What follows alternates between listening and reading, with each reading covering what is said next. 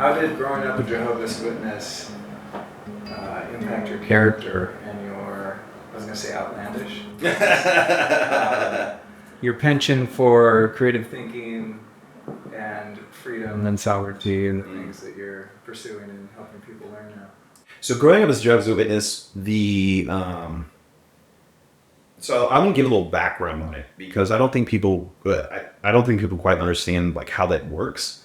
So when you become a Jehovah's Witness, you're only supposed to associate with Jehovah's Witnesses, like at a friendship basis. You may go to work and work with people that aren't Jehovah's Witnesses, but your whole social order ends up being in their church.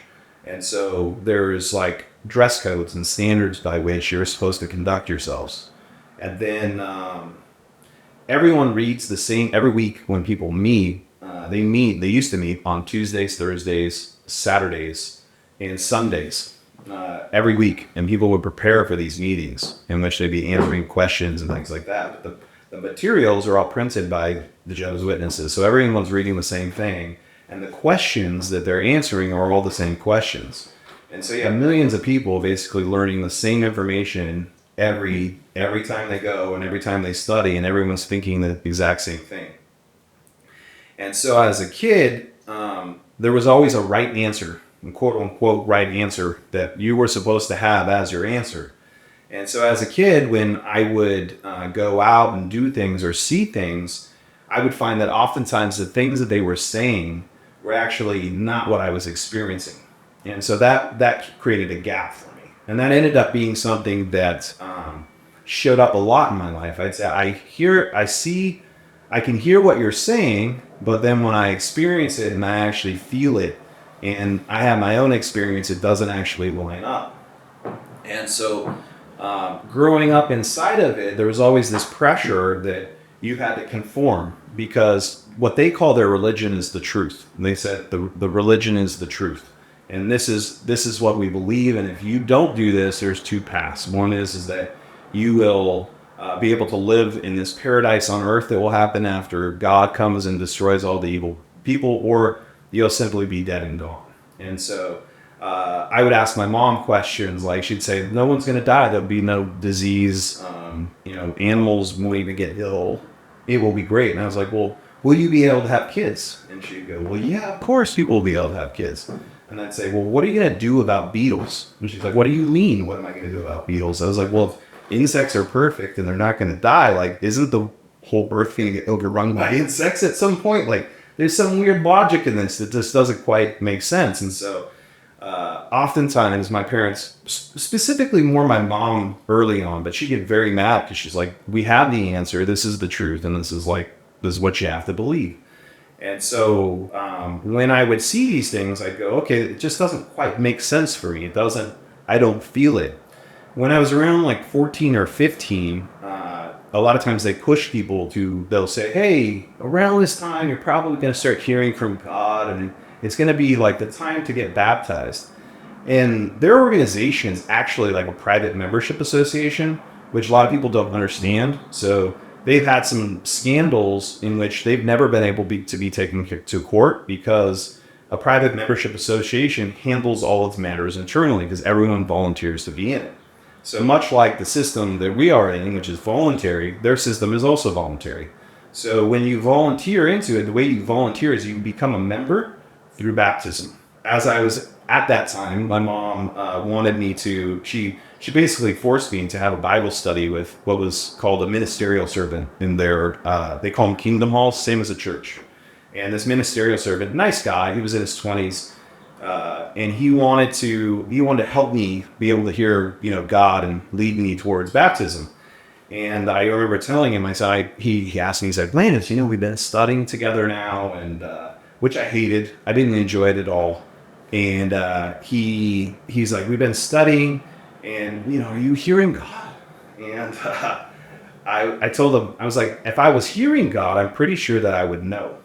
And I'm not hearing anything. I'm just hearing you asking me. And so some of my friends started to go down that path. And probably one of the things that two elements that ended up opening me up was skateboarding. So I wasn't allowed, Jehovah's Witnesses, they may have changed it, but they weren't allowed to play organized sports, because if you did, you'd be playing with kids that weren't Jehovah's Witnesses, and that would be associating with people that were outside of the church. And so if you did that too much, you could be what was called publicly reproved, and that would be like being shamed in front of the congregation. And so, but what would happen is I'd end up going to people's houses and meeting their parents. And so I'd meet these Mormon people's parents and the Christian people's parents and all the different parents. And what I started to realize was like, none of these people are bad. And they all seem to believe just like we do. They end up having different versions of it. And I started to see there's different versions of this like kind of same story. This is weird. And so as we went, like as I did that more and more, that started to have more questions for me. But my father ended up getting divorced. And so my mother ended up having an affair with the head elder of our church. He's called the presiding overseer of our church. And my father, he was irate. He was super mad. And also kind of like going, like, what the hell? This guy's supposed to be the leader. And in that moment, there was a gap. And that gap allowed him to like seek out something else. And so he ended up finding this book. Our gentleman named Bernie Bergman, he used to have this Bergman's Automotive in Escondido. He did the fastest Volkswagen turbo engines. He gave my dad this book, and he's like, hey, read this. Maybe it'll help. And so my dad read it, and it like opened his eyes to new possibility. And he suddenly realized, he's like, oh, I could have a relationship with Christ, and I don't necessarily have to be part of any particular church. It doesn't really matter. What matters is I'm like reading my Bible and doing those types of things. And so my dad went on and pursued Christianity, but he ended up giving me 2 rules when I lived with him. He said that if you're going to stay out all night, call me. And if you need to be picked up by me, let me know. I don't care what time it is. And so I went from being in a culture where like how my hair was cut to who I could talk to, or most of all my life was like put into a certain box, to having almost complete freedom and being able to do whatever I want. He really didn't mind, like for the most part. He's like, he didn't care if I drank beer. He didn't really care any of those types of things. So it gave me a tremendous amount of freedom. And that allowed me to see more of kind of how people were living and how people were interacting, because I was quite free. And then growing up as a Jehovah's Witness, one of the biggest fears people have is sales, or talking to people, or being in a relationship. Well, I had been knocking on people's doors since I was born. So we'd go knock on people's doors, and I mean, it's a weird experience to have to knock on someone's door and be like, hey, do you read the Bible? And no one on a Saturday morning wants to have that conversation like 8 or 10 a.m. They would rather do something else. And so when I went out into the world, I had that sort of capacity, like a bit of a fearlessness of like dealing with people. So I quickly met lots of people and experienced a lot of different cultures, like with just like different groups. But what was interesting is that as I got older and I started to look around, the basics of mind control, like you usually come down to a few things. One is isolation. You take a group of people and you isolate them. You then isolate the information that they'll learn. So they all learn the same thing together. There's no room for like other sources, and the source always usually comes from a single source. So it does not, no other information comes in. So they see and think the same thing. The other is that they usually look the same. They will say, hey, this is the standard by which you have to conduct yourself. So it may have changed, but for a long time, Jehovah's Witness men never had beards. They could have a mustache, but they couldn't have a beard, which I always found funny, because in their books, the pictures of the guys always have beards. So I was like, so it's cool for Jesus to have a beard, but we can't have a beard now because that means we're part of the world. And that's what they say, is you're worldly. The other is the language ends up like enveloping you inside of it. Well, growing up in San Diego, we had skateboarding culture, surf culture.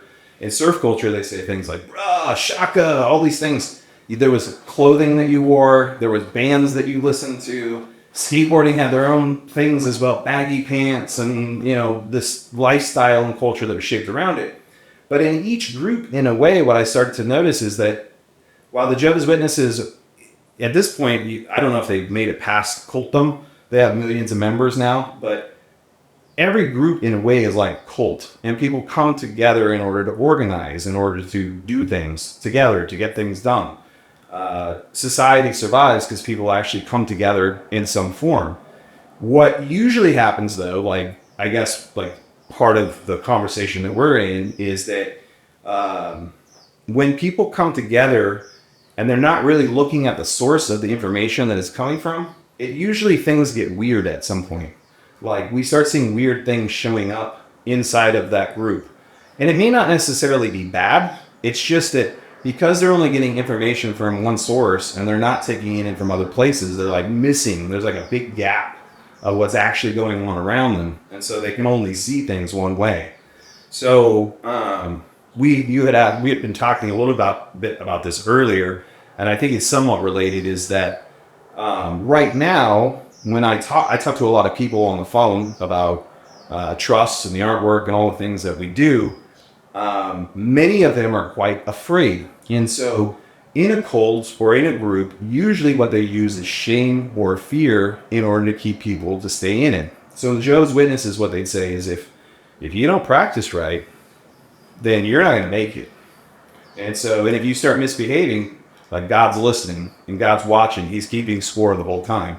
So if you don't get your 10 hours in a month knocking on people's doors, like he's watching. And so people in the background have this fear that is actually motivating them to try to do the right thing. So they're not bad people, but the fear is actually what's driving them to take action versus with what I think is more true to nature is that in every one of us, like if you try to stop breathing air, you'll die. If you try to stop interacting with nature, you'll die. You could say that if you tried to disconnect from God or this universe, you would die. So we're all in this game together where we can die.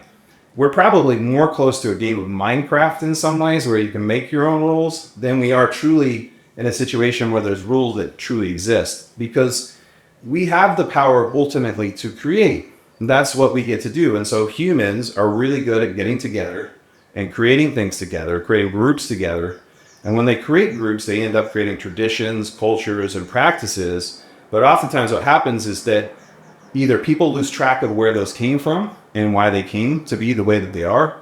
Like when you get into biblical stuff, you start to realize like a lot of these things came from a long time ago when people believed the sun was the god. And like Christmas falls on the same day in which they worship the sun god. And it's like all over the place. And so the stories that we have in the past often fragment and people hold them tight, and it ends up not allowing them to see more possibility. You see that in companies a lot of times. You'll see a company that will end up, they'll do really well together. They'll build a team. They'll do really well. They'll be making lots of money, and they'll build and develop all their practices and their culture.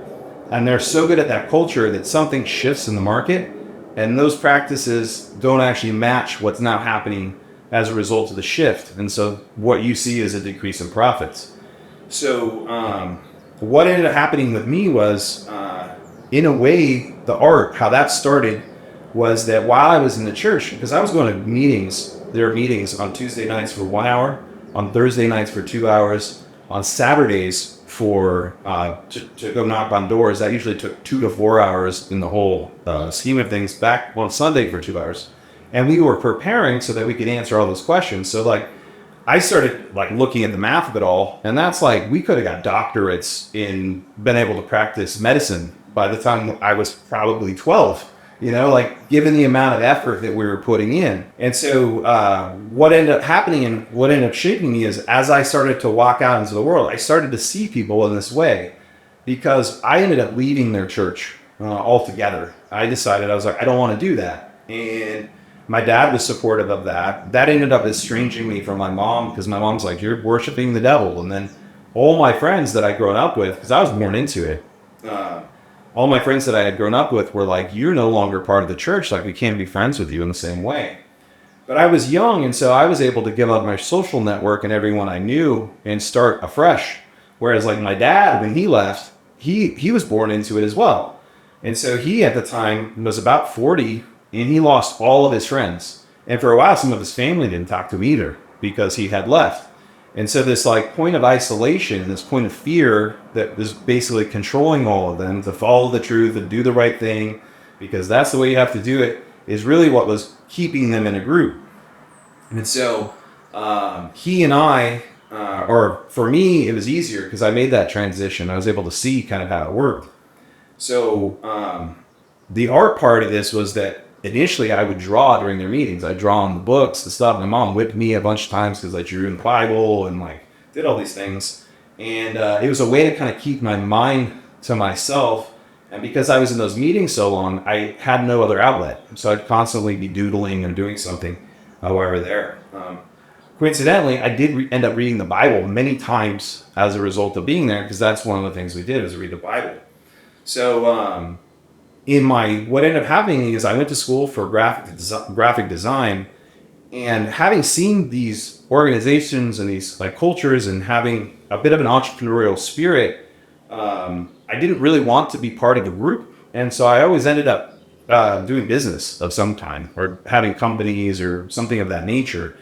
And the skill that I ended up developing was sort of, it was the ability to see groups of people and sort of break down what their story was actually about, to see them anew and create the language around it. And I could help them transform the trajectory that they were headed in their business by changing the language that they were speaking about what it was they were doing. So I would go into a company and they would be doing the same thing, but I could change the language around what they were doing, and suddenly new people were coming in order to get help or provide the thing that they had already done. The only problem they were having was really a language gap. All groups, I think, have that as an issue. So like people growing up in the United States right now, they're born into a culture. So they have like a background that they're born into. At the beginning of it, we can't even really figure out where the beginning is if you really like are honest about it, because yes, we have like the Constitution, but like this game's been going on a long time. It's taken different forms. It ends up taking different shapes. But with like a lot of people go, oh, we have a Constitution, but the separation from when that document was created and the spirit of what it's been created and the time that has went on and the control over the information that people are receiving and the control over the practices that people are doing, in a way, it's no different than a cult or a group thinking. And so how do you, like in the Jehovah's Witnesses, how did we get motivated to keep doing this thing that I can't imagine that most witnesses think it's fun. I would doubt that they truly find it enjoyable to go to church as much as they do. If they were truly honest about it, they'd probably tell you, oh, we're doing God's work and that's all good. But the way that they keep people there is through fear. That's like ultimately how they keep people in the church, is through fear. Is this idea that you're going to get reward sometime in the future as a result of doing it. Well, like right now, when you look at how power is structured, it's really not very much different. So people, their whole lives, when they're children, they're now being sent to schools. The schools start with establishing authority. So you have to ask another authority to go to the bathroom. That authority is going to tell you what you think. And the kids are learning from people that they don't actually like, they don't trust, they don't even want to be around. And so, but they have to respect that authority. And so as time goes on, they just go deeper and deeper and deeper into this situation where they basically are trained to ask permission from an authority about what to do. They are actually not thinking. That's what I've also seen, is that when you memorize something and you're able to say it back, it doesn't mean you actually know anything about it. It just means that you can regurgitate it and say it back. So like in the Jehovah's Witnesses, they're like, we're spiritual. And I would argue, like, I have nothing against the witnesses. I think that in some ways they have good qualities, but I don't know that they have any connection to God. Like in the sense that like God is all around us, like you can't have it quite that way. And when you start experiencing things, you become curious and you start to find your own path. Things start to reveal themselves to you and you begin to have something that's uniquely your own. So in our country right now, we have people that are like in games. So we have like these two sides to this goal. We have the Democrats and we have the Republicans. And there is actually like there's choices that are presented to the people that they can make. But those choices that are being presented are effectively already from one group.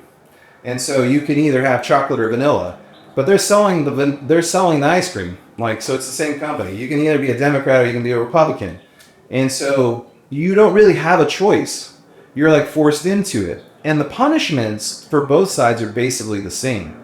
you have the legal system that's set up that says what you can and can't do, what you volunteer yourself into. You become a member of this organization, taking a pledge of allegiance to it, so that you're going to abide by all of those rules and laws. And you don't know if like, you don't know why you're doing it. People don't know why they're doing it anymore. They're like lost in it. And so the group mentality, what happens is each member will actually whip the other members. So when I was about 16 or 17, this Jehovah's Witness kid came to my house and said, "Hey, I heard that you have crystal meth." And I said, "I'd never taken crystal meth." And he's like, "Yeah, we've heard that you take all these drugs now." And there was this gossip that had emerged from me leaving the church that I was suddenly a drug addict. I like worship Satan and all these things that like actually weren't, there was no truth to them. But what was happening is they're policing themselves. Just kind of like now, people are like, "Oh, you're a conspiracy theorist," or "You saying you're a sovereign citizen," or all these words and all these things. The people will actually beat themselves. And what they're actually afraid of, that's funny, is the controller of the whole thing. They don't want to disappoint that because they're afraid that there'll be some sort of punishment that they'll receive. And so I noticed this sort of dichotomy working with the groups that I'd worked with in the past, the companies that I worked with. And it really stemmed from being a Jehovah's Witness, where I had this really deep experience from childhood where I had this thing I was told to believe, and a social network in which I was born into with generations of family friends. They were in it. And I was able to leave it behind. And when I left it behind, it took a while, but it allowed me to reflect and see kind of how an organization like that worked. And then I ended up seeing that like companies I worked with and different organizations I worked with, many well-known ones, it was really no different. It was just like a different version of the same thing. Like when you look close and you like take away the packaging and you just look at the actions that are happening, they're almost the same. And I think right now where we're at, living in the country that we're in, which I feel so thankful to be here on this land, it's not much different. We're basically in an indoctrinated way of thinking. And so the powers that be have been giving us choices, which we've been taking and not really like going through and thinking for ourselves. We accept them. And so now, like, here we are where when you look at some of the things that are happening in the world, or the situations that people are finding themselves without enough resources to take care of themselves, not having choice per se about how their health is going to be taken care of, a whole variety of different things, whether they own their sons and daughters or not. You're in this game, and the game is always controlled by the people who created it. And so they're always pushing that down and limiting the options that you actually have for yourself. And so I guess in the beginning when you're asking the Jehovah's Witness, how did it have an effect? Well, it gave me that sort of gift to be able to see that like we're social beings and we're always going to organize. And so on one hand, while we may have troubles now, or people are starting to figure out that they can operate privately, let's say we all figure it out, right? We're going to all figure it out. And then for like, I don't know, 20, 30 years, it's going to be rad. And then everyone's going to organize again and create some other thing. Because it's like the nature of what we are. It's the nature of what we are to organize and to create groups and for people to work in different ways. And maybe we can structure it better than we have before. But there will be no time when humans are alive that they won't end up forming groups of some kind. And at some point what happens is that, like I was mentioning with Jehovah's Witnesses, things get weird when things get contained to too long. Not to them, but from other people looking in. They're like, well, it's like kind of odd. What ends up happening is there ends up being friction, because the people that are sending the solutions in and telling you what you should think and everything, it doesn't end up lining up with what we're actually experiencing on the outside. And so like, that's what's happening to many people now. They're like, they're making actually enough money to live, but after they're taxed and after everything happens, they don't have enough. And so then they have to make a sacrifice somewhere. And so as people sacrifice more and more, it becomes unbearable.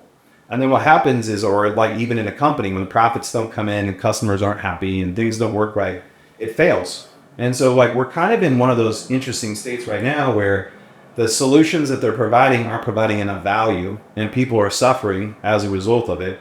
And so people are really looking for alternatives that they can find in order to take care of the situations that they find themselves. I don't need to tell you that in today's world, stress is practically its own lifestyle. But thankfully, now there's a way to de-stress by getting more of the restorative sleep that takes the edge off of everything. Let me introduce to you SoulTech. SoulTech's an advanced, science-backed system designed to smooth out stress in a whole new way. The secret ingredient to SoulTech is deep delta sleep. That's where your body repairs, your hormones get balanced, and your nervous system gets a refresh. The SoulTech magnetic conditioner adapts in real time to deepen and prolong key sleep stages, including the crucial delta stage. And the better your delta sleep, the better you handle stress during your day. This thing's like having a sleep tech watching over you, but way more convenient. Since I started using my SoulTech every night about a year ago, my delta sleep has returned to levels I haven't seen in years, probably since I was in my 20s, although I wasn't tracking it then. So now, instead of feeling stressed out and off balance, I wake up relaxed, focused, and full of energy to flow with my day. So I highly recommend you check this out if you want to improve your sleep and your life. Here's what you do. Visit lukestorey.com/soultech, SOLTEC. And if you use the code Luke2024, you're going to get the best available discount on your SoulTech health system. And what's even cooler is that the SoulTech even has a nap setting, so you can use it to reboot your day and wake up to a clearer, more resilient version of yourself in the afternoon. So get over to lukestorey.com/soultech, and again, your code is Luke2024. That's a really great foundation. Yeah. You just made my job easy. It's a great place to start. There's so many different threads that I want to pull on that. One of them being, this idea of mental programming and indoctrination, and that slow boiling of the frog. As you said, these institutions have been built incrementally going back probably prehistorically. And we find ourselves volunteering into all of these social and institutional contracts because that's what everyone else is doing. Yeah. Right? If you, even like I've talked to people about the issues I have around taxation, and the response from your average person is, well, who's going to build the roads, the hospitals, the schools? And people don't even know that income tax is going to pay the national debt because we have this whole scam of a fiat currency when they pulled the gold in 1933. I mean, I know very little about history, but with what little I know, it's starting to reveal, wow, so many people will go along to get along. Yes. And, in your experience of having a unique perspective on the world and the way that we coalesce and organize as people due to your upbringing, I think there are many of us, myself included, starting in around 2020 when some funny things happened, we've all been, many of us have started to question, right? Like, what is this system that we're all going along with? And there's been such a cataclysmic divide amongst those people who are just staunch advocates for the system, despite their detriment. And then you had the kind of fringe people that were already questioning everything, right? But there's this huge swath of middle ground people. Thankfully, I think you're going, hold up. And maybe some of those conspiracy theorists had something right, because you're watching these conspiracies just become so transparent. Not even conspiracies, it's just like, oh, this is the way things are. And there are, there seems to be a very small group of people that are creating the left and the right and these so-called options, but they're still serving us the ice cream. You know what I mean? It's like they win either way. If you pick, you pick one or the other. They presented you only two choices, so they're like, we're happy. And they also know that by creating the false paradigm, say left and right, they know that they're still the same bird. Left and right. I love that one. But they also know, just the social animals that we are, if they can get us in conflict, then we're sort of not able to see Oz behind the curtain and the one that's sort of orchestrating all of this conflict. It's another interesting dynamic of cults, I think, right? The infighting actually serves the empowerment of those that created it. Absolutely. And we think we're fighting one another. Meanwhile, it's like, it's them. We should all be uniting against. But anyway, there's so many things I want to talk about with you. And for those listening too, I want to mention the show notes, because we'll probably be referring to a lot of things that people want to go look up. So we'll call this one lukestorey.com/Landis, CLANDIS.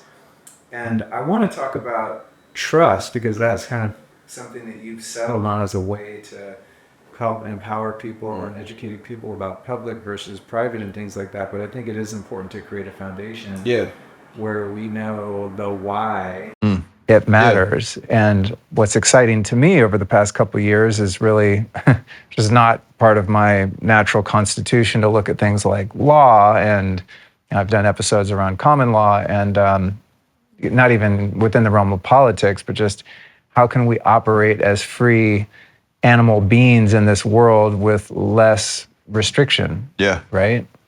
And so it seems to me that regardless of someone addressing their political or citizenship status and all of those things that are kind of in that movement, that trusts are a way that somebody can actually change their life in a pretty meaningful fashion without having to actually even learn everything you need to know about law and the history of this country and how our rights have been, we've been deprived of our rights as a result of just not knowing them and not claiming them, or the false belief that the government is what gives us our rights. I think that's where a lot of people go wrong. The job of the government is supposed to be to protect our inalienable God-given rights. But there's really something special here. And when I found you, I think on Instagram, I was like, wow, this guy has a real knack for conveying complex ideas into tangible and actionable ideas. So I guess that'll be a way to sort of take us into the idea of trust and how did you come into that? Because it's going to be very new to a lot of people listening and watching that only know the word trust from like, oh, this kid has a trust fund. Trust fund bunny. That kind of thing, Check this out. With everything that's going on with our food, air, and water, detoxing is no longer optional. And if you really want vitality, it's an absolute must. One of the best ways to remove toxins from the body is through sweating. But did you know that not all sweat is created equal? When you hop into an infrared sauna, the light is absorbed deeply by the body, causing your cells to vibrate. And that raises core temperature and enhances natural metabolic processes, pulling out nasty toxins like aluminum, cadmium, and even mercury. The sauna I use on the reg is my Amplify full spectrum sauna from Sunlighten. Sunlighten's patented and science-backed technology provides the most effective, high-quality, near, mid, and far infrared available. They actually have 4 different sauna collections, each of which features different combinations of light and varying aesthetics to fit both your needs and your decor. And with any Sunlighten sauna, you can rest assured that you're going to sweat fast, sweat deep, and support your detox. And by the way, you can learn what makes Sunlighten my top pick on the Lifestylist podcast, episode 477, so make sure to check that out if you want the deep dive. And then when you're ready to treat yourself to the world's best infrared sauna, visit get.sunlighten.com/LukeStory and use the code LukeStory to save up to $600. You can also find that link in the show notes on your podcast app. And obviously, it would make 0 sense to detox while exposing yourself to high levels of EMF. And that's why Sunlighten designed their heating panels to produce almost none, so you can relax and detox safely. Again, that link is get.sunlighten.com/LukeStory, and the code is LukeStory. And for me, this is like probably for people that want to be free within this system, this is probably the number one most important thing to learn. And you don't have to tear down the government, you don't have to fight the system. It's like you have to have an understanding of the system and how to work within it while also being kind of apart from it. So absolutely. Wherever you think is a good kind of jumping off place for that particular topic. Shows up for me as a couple things is, so you touched on rights versus privileges, and that's like a confusing thing that people don't understand. So when we're born, we have rights, like fundamental rights, and we have property that we don't realize that we may own that is ours. So things like our hearing, that's actually our property. Like the things that go into our brain are our property. The things that we create end up being our property. Our thoughts are our property. Our voice is our property. Our body is our property. And so when we begin to understand that like we are actually the property, like we create, like this is the body, the vessel that we use, and it inherently is there with certain rights. we are able to exercise those in ways that we can actually have more freedom. The difference between a right and a privilege is that a right is something you just have because you're born with. Like it's God given. By virtue of you having like breath and being on the earth, you have a right.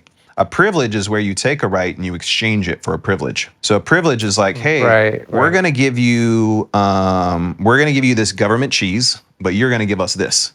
Right. And so it's more like an exchange because they're saying you're going to give something away in exchange. You're signing up for a benefit. It oftentimes starts out in a way that's like very just like it makes sense. Like one that I think probably started out and made a lot of sense to people was the DMV.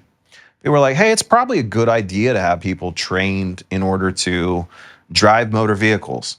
But what you don't realize is you have the fundamental right to travel. So you have this right to take your body however you need to go where you need to go. They're dealing with something that's in commerce. And what you start to learn is there's different realms inside of the game we're playing. And so until you can see them, and the way that you see them is not necessarily with your eyes, but it's with your listening and your ability to see and know the meanings and distinctions of the words that are inside of them. This other component I'm going to weave in, and then I'll take it back around, is that I think the other thing is Lynn and I, she's my beloved, when we started like really going into this more and more, we initially were thinking that you needed to do paperwork and you needed to have things all set up in order to be able to actually become free in a way. Things like status correction. Yeah. And all that. Yeah. And it's helpful. It like creates an artifact in a piece of paper that says, hey, I'm letting you know because at one point I told you that I was this, that I'm not that anymore. And because I'm not that, that means that I'm no longer participating in that way with you. And I wish you well. Right. So just to unpack that. So, and people that have heard some of my prior shows with Brother Truth or Brandon Joe Williams will be somewhat familiar with this. But so when you're born, right, you get a birth certificate and this fictitious entity is created, like a corporation essentially of your all caps name. And most of us go through our entire lives thinking that's who we are because that's how the system addresses us and deals with us. Exactly. Meanwhile, there's a living man or woman behind that. That's correct. And we don't know that it's possible for us to be the trustee of that entity. Correct. We've only been the grantor, speaking in trust language, right? Because we're the ones that were born and this document was created that created this legal entity. The trustee is the US AG for most people, unless they do something to change that, and then you're the beneficiary. So the system is supposed to take care of you, the beneficiary, the living person, on behalf of this entity that was created. So there's kind of a mistaken identity issue that we have, right? And so what you're saying is one way is to correct that sort of that relationship through that trust, which is kind of more in the status correction. But there are other ways to still leave that intact as it is, but to learn who you really are. Absolutely. And what rights you have as a living, breathing animal on the land. That's really where it starts, is at the very core of all of it is that you are alive and you're a man. And so you don't necessarily have to do status correction. You just have to know that you're a man or woman that's alive, you're living, you have blood pumping through your veins, and you have to know how to speak what it is that you want to convey to who you're talking to. Because in most of these scenarios, what we're really talking about is someone speaking to like a judge or being able to deal with an issue in law. That's where most of this sits. And law will recognize you as a man or woman that's alive, but they're, in the explanation like you just gave, they're actually seeing you as an entity or an artificial person. And so you can do all the paperwork. I've done most of the paperwork. I've corrected my status and those things. But as time went on, I learned it doesn't actually matter that much. Like it matters, but what matters more is you could have all the paperwork and you could have filed all the things. But if you can't speak and have someone else hear, then you could just get railroaded with all that stack of paperwork. It won't matter. So, or you could be written off as a sovereign citizen, patriot kind of person and just laughed out of the room. And right? so, especially if you don't know how to act with diplomacy and some level of sophistication and just general decency. Absolutely. And so how does that play into the trust? The reason I wanted to share that first is when you recognize that you're a man or a woman and you're not the entity, what you start to realize is that you could almost think of the state in a way like a business or a company of some kind. Some people say that it's a corporation. Some people say an association. Some say it's backed into. There's all these things that people say, but in some ways it doesn't really matter. It kind of in a one sense it matters, but it doesn't matter. What matters is that you realize that you're a man or woman that has rights that are fundamental to you, and they're providing you services, and you can choose to use their services or not. So when many people, like in business, they go, I want to start a business, what an accountant will tell you is that you should set up an LLC. You should set up an S Corp, or you should set up a C Corp. And they're right, because that's what they were trained to teach you to do. They went to school, those were the options. And if you want to operate in that system, in the government system, or what I refer to as the public system, if you want to do that, then that's what you use. But what happens is that you have to go and register and pay to use that entity. That entity is actually their property. So I guess it was last year when Trump had his, they shut down his LLCs in New York, and his trial hadn't even happened yet. And you go, well, how could they do that? Well, they do that to people all the time because it's actually their entity. They can decide whether you can operate there or not. And so there is a type of law. A lot of times people don't know that it exists. There's a body of law called equity. What most of us are operating in is what is called commercial law. So like I know Brandon as well. Brandon's excellent at explaining commercial law, the whole thing, how it all works. At the same time, you have people like, let's say Amir. Amir talks all about equity. Equity is a body of law that's been around longer than commercial law. And so equity will actually treat you as a man. And equity is made up of 20 maxims. My mind is much more able to process things that are, I guess, a little bit more, instead of like where UCC codes and statutory codes, they're very prescriptive and precise what they mean. Equity is actually just maxims or principles that guide you towards an answer for something. And so one of the maxims of equity is that equity doesn't aid a volunteer. And so when we volunteer for something, so let me step back a little bit. Equity can take jurisdiction over any matter. So it's higher form of law than commercial law. So you can turn a court into a court of equity by the words that you use while you're there. And so it can take jurisdiction over any matter. So it's higher than commercial law. So it can overturn, change, or make a decision that will take away a statute or a code. So if you're practicing inside of equity, or you're not practicing inside of equity and you volunteer for something, they're going to say that you chose to do it and you're responsible for whatever choice that you made. So when we're volunteering for an LLC, S Corp, C Corp, anything that is like a government product, we volunteered to use their entity and follow all their rules. We're okay if they change the rules on us as well. And we're volunteering to have that entity pay taxes to the Franchise Tax Board to file a tax return, because that's what you're agreeing to when you sign up. You register it with the state, and then the state Franchise Tax Board ends up granting you permission in order to use the entity. And so you didn't, like, it's all their product. The alternative is that a lot of people are starting to realize that is possible, and it starts with you understanding that you're a man. As a man or woman, the only authority you actually answer to is God. And so it doesn't matter if you're a Christian or if you're a Muslim or anything here in the United States, like whatever your higher power is, that's what you answer to.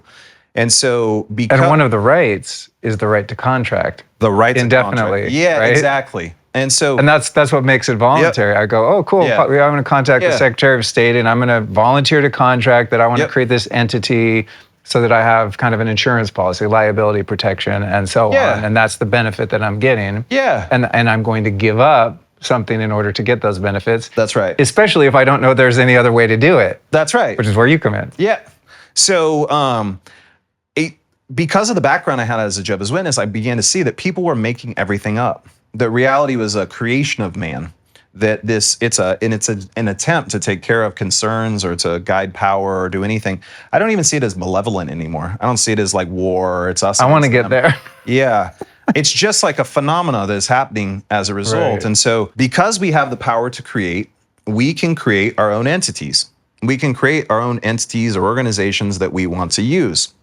The way that an entity gets created, an organization can be created without, like, it's a little different than an entity. So like a tribe of people that are down in the Amazon, they're like a group of people, right? They're not really an entity. An entity usually shows up when you take and express through your words onto paper some sort of intention about how something is going to be done or how something is going to be used. In most of the time, what's happening to us in law is that things are being implied. So someone walks into the court and is like trying to handle some situation, doesn't actually understand what's going on, and there's all these things being implied on them, and they don't even know it's in the background. It's like already running. So when you actually, in a trust, when you take the time as a man or a woman that's alive to actually write down what you want to have happen with your property or the powers that you want this entity to have, it can have them because you actually took the time to write it out and say what it is. Like, I want it to have the power to do this, or I want it to have the power to do that. The only thing you can't do, because it's fundamental across really, is kind of why law exists at all, is murder, steal, commit fraud, or destroy other people's property. And that's pretty much true no matter where you go in any place in the entire world. And most people who aren't psycho or sociopathic would be happy to abide by those guidelines too, right? It's funny because when you look at who's doing those things on a larger basis, you go, huh, that's funny. It's usually someone who's willing to take the time to think through what they'd like to have happen inside of a trust is usually a person that's pretty conscientious. There's someone who is not, they're willing to slow down a little bit and actually take the time to think through what's important to them, what it is they're living for, what it is they're working for, so that they can have that articulated. And so the trust as an entity is really an expression that comes from you. So like when people buy one of my paintings, like for people who don't know, if people buy my paintings and we give them trusts. And so when people come to us, it's while we start with a format, what ends up happening is that's transformed into a trust that is your own because it ends up being your own words. We don't have to use legalese. We don't have to use statutory codes or any of that stuff. We can pull it completely out of there. And what we start doing is really like honing into like what's really important to you. How do you want your loved ones to be taken care of? How do you want the powers of this trust, like how do you want your trustees to be able to take care of things that where there's going to be exchange that's happening amongst other parties? How do you want contracts handled? You can do really whatever you want. I've seen situations where people, I thought when I got into this, being in software at some point, like software is a little bit of what I've been into in the technology, but the I thought that we had this like template in a way that no one was going to want to change. And so far, everyone's changed it. And it's all over the place. Like some people have these super detailed family plans where they're like, they've figured everything out. And we help guide them and we prompt them and help them like figure those things out. But some people are really simple. They're like, if our trustees have a problem, they'll play Rochambeau, paper, rock, scissors. And then whoever wins is the one, that's the direction we're going. We don't want it to stop. And so it's not in people's nature to think that way. And partially why I talked about the Jehovah's Witnesses in the beginning, or this idea of being in a group or a cult where you have effectively surrendered your ability to create, and you're just living in a cosm of choices that other people are giving to you. When you're just accepting other people's choices that they're providing to you, you don't really have to create anything in a way. I mean, you're choosing it and you're dealing with the implications, but you're not necessarily creating anything new. You're just kind of existing in the system with what's there. But with like the trust, you end up actually writing out how you want it, how you want everything to be. And that shift is very hard for people because they have never practiced that. They're not used to taking responsibilation for themselves and their choices. No. Nor do they want to face, I mean, this is speaking for me at points in my life. I'm not, creating a judgment. I'm judging myself too. It's easier, again, to go along to get along, right? When you start looking at how you're actually going to set up yourself as a private person and how you're going to contract or not contract and participate in commerce and look at your legacy if you have a family and so on. I mean, there are some difficult questions that you have to answer to yourself. When we created our first trust, which was a revocable trust, and we'll talk about the difference, we had to talk about our death plan and what's going to happen, not just the will, but like where we want to be buried, how, if we want to go to a morgue, if we're going to donate our organs, which of course we're not. A friend of mine taught me that long ago. When you do your driver's license, you'll he's die like, sooner. yeah, he's like, don't, do not. I was like, well, I'm a good person. He goes, you don't want to do that. Organ harvesting. But, these are all things that I think we just want to go punch the clock and get our paycheck and just be left alone. Yeah. Some of us, right? Yeah. And then some of us that are more irritated by the imposition of these institutions of the state, for lack of a better term, we'll just call it capital T, capital S, the state, however you want to frame that. Some of us are just wired to know like, this isn't right. I know I have these rights and I don't know that I'm giving them up, but I know that they're being infringed upon. How do I get out of that? And when you hit up against that reality, then there's a certain level of responsibility that can be terrifying. Yeah. Because you're used to outsourcing all of your safety and security, or at least what you think is safety and security, to the state. And Absolutely. it's like, well, if they're not going to take care of me because they're screwing me and I don't like the way they take care of me, then that means I'm going to have to truly embody myself as a sovereign man or woman. And what that entails is a certain level of education and responsibility that I don't think some people are cut out for. And not that everyone needs to be. Yeah. But, for those of us that are, it's like, wow, get ready. If you want freedom, there's a price to pay because you've unknowingly given your freedom away. Well, if you've been in the system your whole entire life, that's all you know. And so when you're presented this opportunity where you're like, hey, you could create it and you can start to define it and it can be more how you want it, in a way you have to die. Like you have to give up what you had before. And that's going to make you look weird.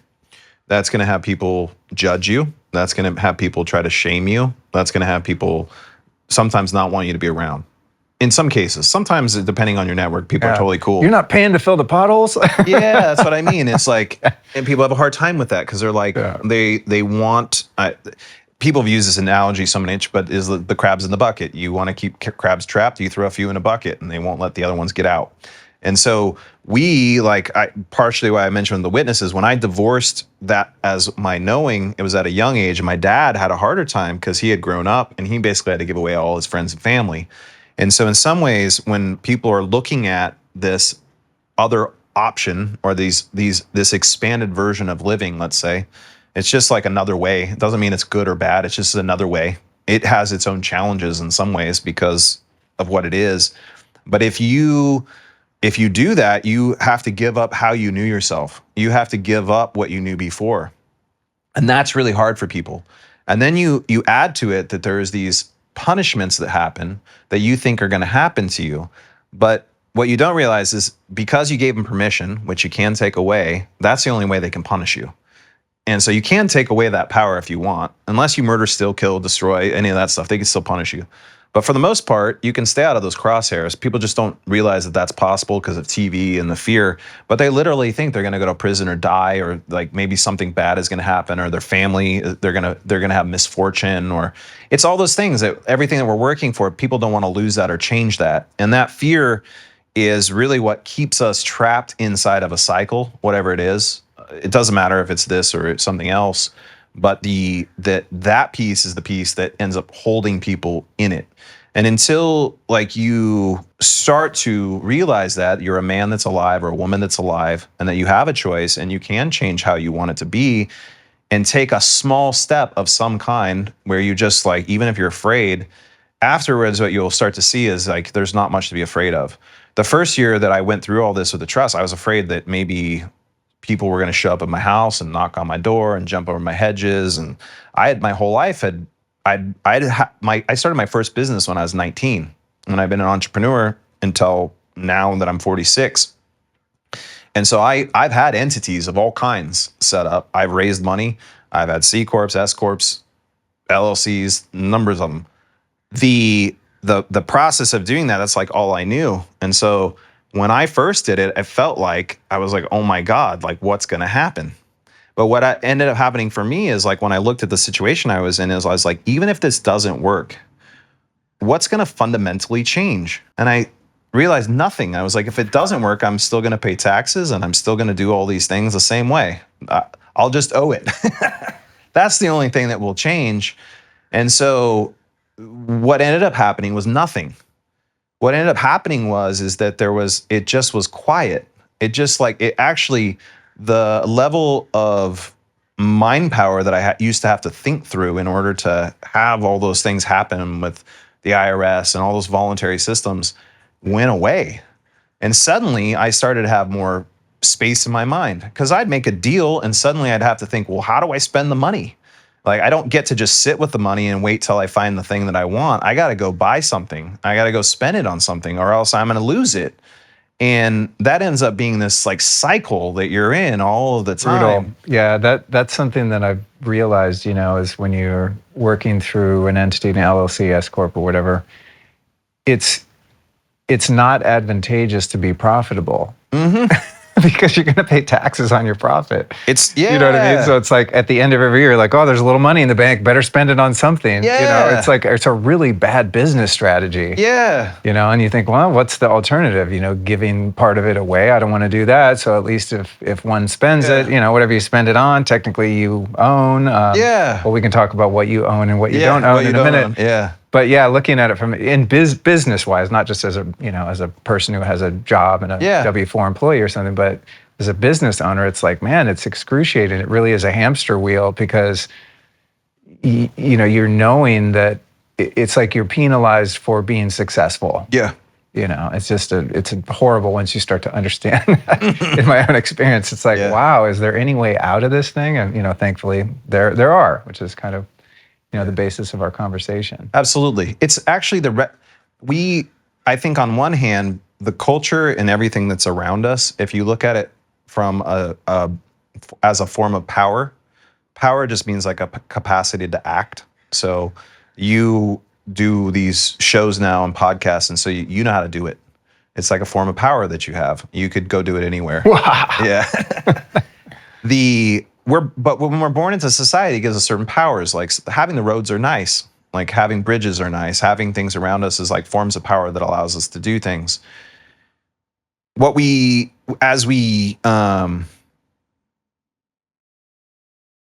As time goes on and those little things are set up, though, we start to lose track of why they were created in the first place. But like with the trust and the thing that we're talking about, ultimately, the trust, you have the power to create what you want.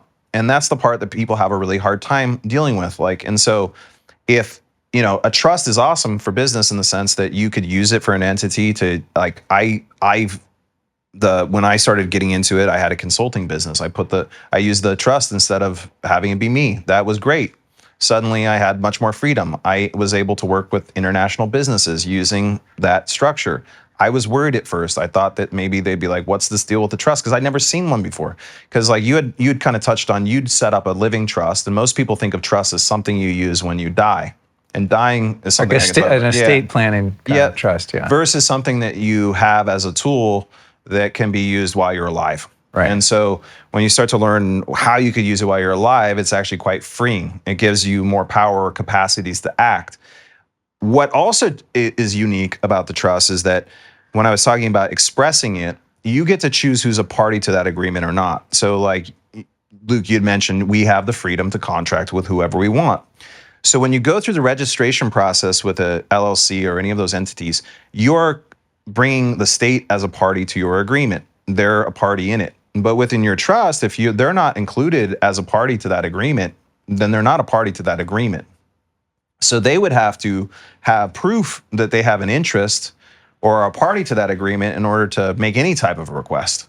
And if they're not mentioned in the charter of the trust, then that trust has no business with them. The trust ends up becoming an entity unto itself.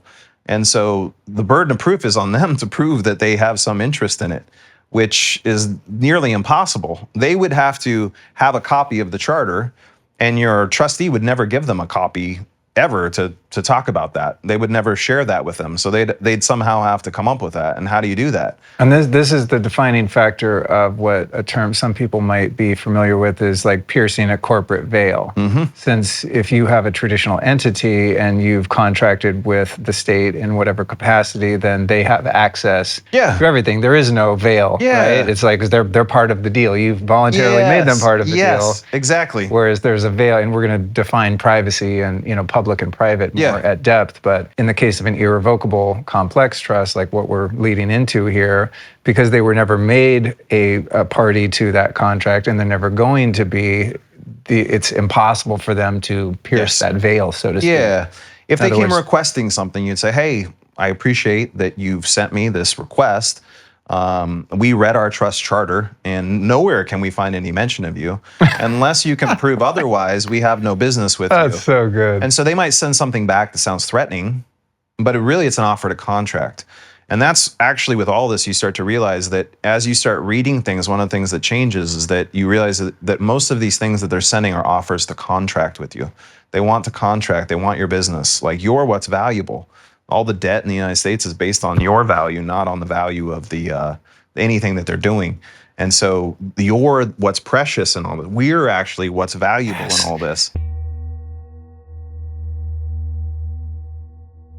Like most people with the pulse, I love the taste of coffee, but what I don't like is the jitters and crash that often come with it.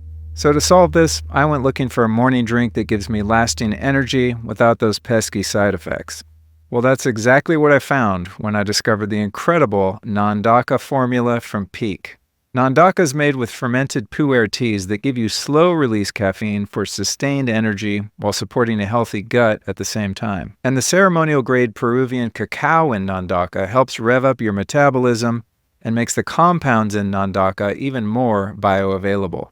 And it goes without saying, to make something part of my morning routine, it's got to taste incredible too, and this one does. It's like a creamy, spiced hot chocolate. To make my morning drink, I throw 1 sachet in a cup and a half of hot water, froth it for a few seconds, and I'm good to go. And for a limited time, you can get 15% off Nandaka, plus a free rechargeable frother and cup over at peaklife.com/Luke. That's PIQUELIFE, peaklife.com/Luke. And by the way, Nandaka also comes loaded with a blend of highly concentrated functional mushrooms like chaga, reishi, cordyceps, and lion's mane. All these ingredients work together to relieve stress and improve your mood. Nandaka is an awesome morning ritual. In fact, I've got a cup sitting on my desk right now to power me through these promos. So to get your hands on some of this stuff, head over to peaklife.com/Luke and get 15% off Nandaka, plus your free frother and cup, all for a limited time. You know, despite how terrifying some of this can be because of the programming that has to be undone, there's such an empowering element to it in realizing that your ability to create, to dream something and act something into existence is what gives you your value and the value that you contribute to society. Yes. And then when you look at the nature of the parasitic system is largely run by people who lack the capacity to create. Yes. So they create a grid, a matrix, an infrastructure by which to siphon the creative energy or future labor interest, however you want to frame it, from people like you and I, and probably the vast majority of people listening, that just don't realize their intrinsic value and their ability to contract, their ability to create. Yes. So out of fear and out of a lack of knowledge, out of ignorance, we allow ourselves to be parasitically siphoned from by this system because we think it gives us a protection of rights that we don't need because we're the ones that own our rights, right? Yeah. It is such like a mind fuck. When you start understanding this, and then like one of the things that ended up happening to me is I started to go back to the Bible, like from the Jehovah's Witnesses and like reading it again. And when I started reading it again, I started to realize it was like a book of law. And the Old Testament is a lot like, it's very prescriptive, kind of almost like statutory law, like don't covet thy neighbor's wife or, you know, whatever the thing is. And the New Testament is actually much more like equity, where you have grace, like Jesus brought grace, no longer like, you know, he who is without sin cast the first stone.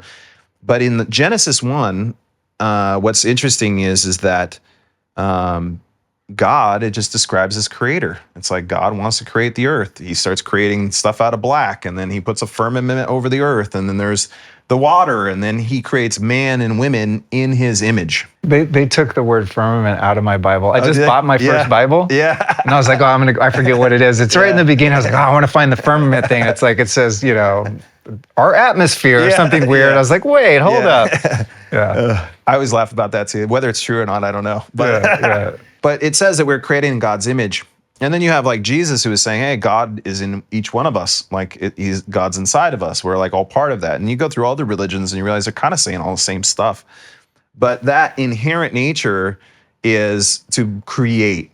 And so when we're busy doing other people's tasks and we're not creating, we're not using the power that we have inherently in us. We're not being, we're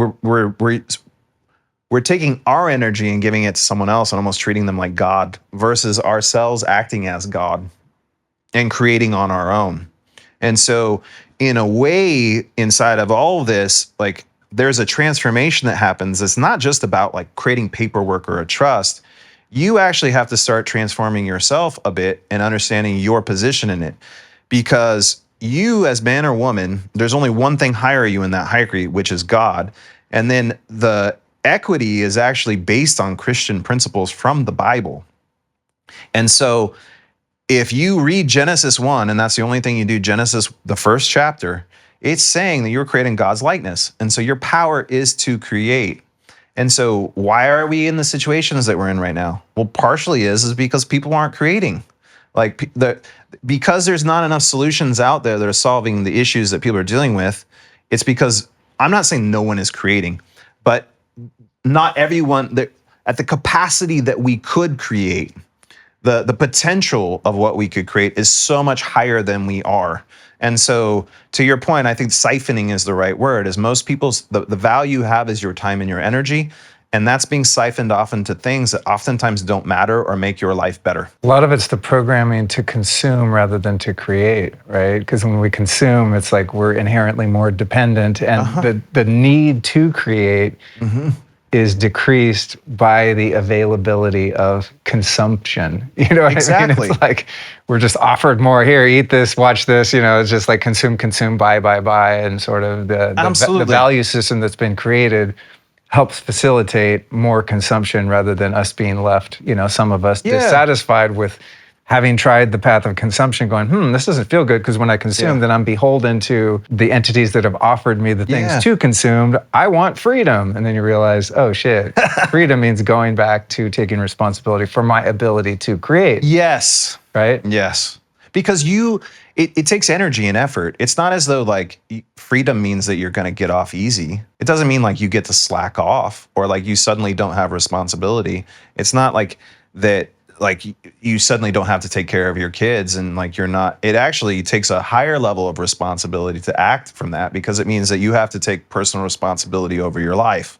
You have to be responsible for it. If you create your own trust, it's an entity you created based on your intention with your power to create. And so whether it ends up being successful or not as a trust is always going to be up to you. That's like really what it comes down to. There's not like a quick fix for that. Like we're all the ones that are in charge of having that happen. Yeah, and in the case of your life, we've all unknowingly allowed the state to be the trustee. That's right. Right? Yep. And I guess where you're going is like you can still keep that in place and not do anything to change that, and just go over here and create your own trust outside of you know, the birth certificate trust and all that.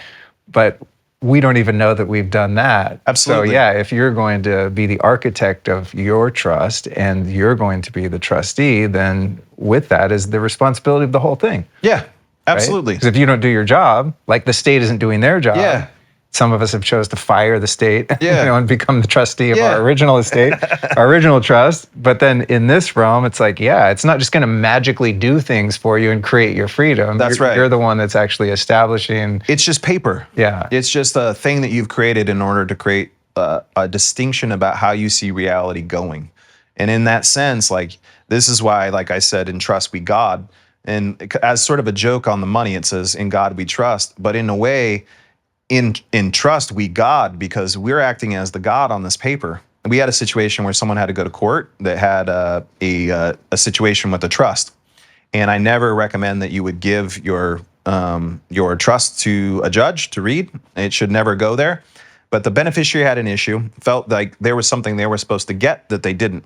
And usually where you have problems with the trust is actually with your own family or the people involved, like anything. Right. But she thought that she was supposed to receive something that she didn't when someone passed away. And so she gave a copy of the trust to the judge. The judge said, I want to let you know, I can read this and I can tell you what I think it means, but I can't change anything about it. I can't make any judgments about it. I can just interpret it for you. Because the words that she put on the paper were higher than the authority that they had in which they were working. And so I'm not saying that doing all, like getting status corrections bad or not helpful, or doing any of those things are bad. I think it's all helpful to go through the process of doing those things if you feel called to do it. But I also think we have to step back fundamentally and realize that that's just part of the system, their system that they created. If you really go below that, you have to realize that you are a man or woman that's alive, that the only thing that you're supposed to answer to is God. And so from there, you have the basis now to do any of the other things that you want. And so like when people come to us initially, if they come to our class, what we try to do is say, look, we want you to see all the options first before you go out and really try to do something, because we're all in different situations. Like you don't have kids and I have kids. And so I have different concerns than you have. We may have overlapping concerns in certain areas, but we're all a little bit different based on the situations we're in. And when we got into this, the first thing I got gung-ho and excited and I want to do all this paperwork and everything. And as time went on and I continued to study, I kind of realized I was like, oh, it doesn't matter as much per se the paperwork. It's you, if you're going to do it right. But you have to fundamentally first get that. And then you have to get that you're the creator. Then when you get that you're the creator, then you can create things like trust, or you can create paintings, or you can, it's just in everything. It starts to show up in everything that way. And so then like with the trusts themselves, like you had mentioned, a characteristic like irrevocable. Trusts, one of the things that was helpful for us in the beginning is my beloved is a voracious reader. She cranks down so much information, and I really get the blessing and the gift of like living in her wake is truly how it is. And so I wholeheartedly believe that she's smarter than me. She's just like really intelligent, and she not only has the ability to take and read things, but she can remember it, organize it, and turn it into something. I tend to have to read things a couple times, and then I have to take notes, and then I get to that point. But she can do it like basically reading something once in most cases. What we started finding is when we would listen to people talk, or they were talking about their approaches, we were getting very confused. Because what was happening is they were showing us a path, but we didn't really know why we were doing what we were doing, or like where we were going even. And so there was sort of like, we're just kind of acting on faith in a sense, like, we hope this works, we'll see what happens. So we started to go, we had to step back a little bit and be able to see how these all connect together. And so you'll hear me say public or private. And so we kind of look at it from the standpoint that this is all the same game. It's just a game of life. These are just different ways that you can handle the things that you need to handle in order to take care of your family and deal with what you're going to have to deal with from the time you're born to the time you die. So this is like, these things are created for the sake of that. And so there's what is called the public domain, and that's what most of us all know. That's the state, that's the government, that's those systems. And so we register ourselves into those in order to use them. On the other side, you have the private. And basically what that means is that you're a man or woman that are operating in your private capacity, and you're contracting with whom you choose to contract with, and you're aware of it. When you see both of them, both sides, where I've sort of arrived at is neither is good or bad. They just exist. And so like some people say like you have to be totally private, you got to live out in the woods, you have to do all that. Well, credit's pretty rad. Like credit's kind of a cool tool to have when you don't have the credit or the tangible, the real money to exchange in order to get the thing that you want. And so credit can actually be a really great tool. And then you start to learn, well, the whole economy is based on credit and debt anyways, so there's no real money, fiat currency.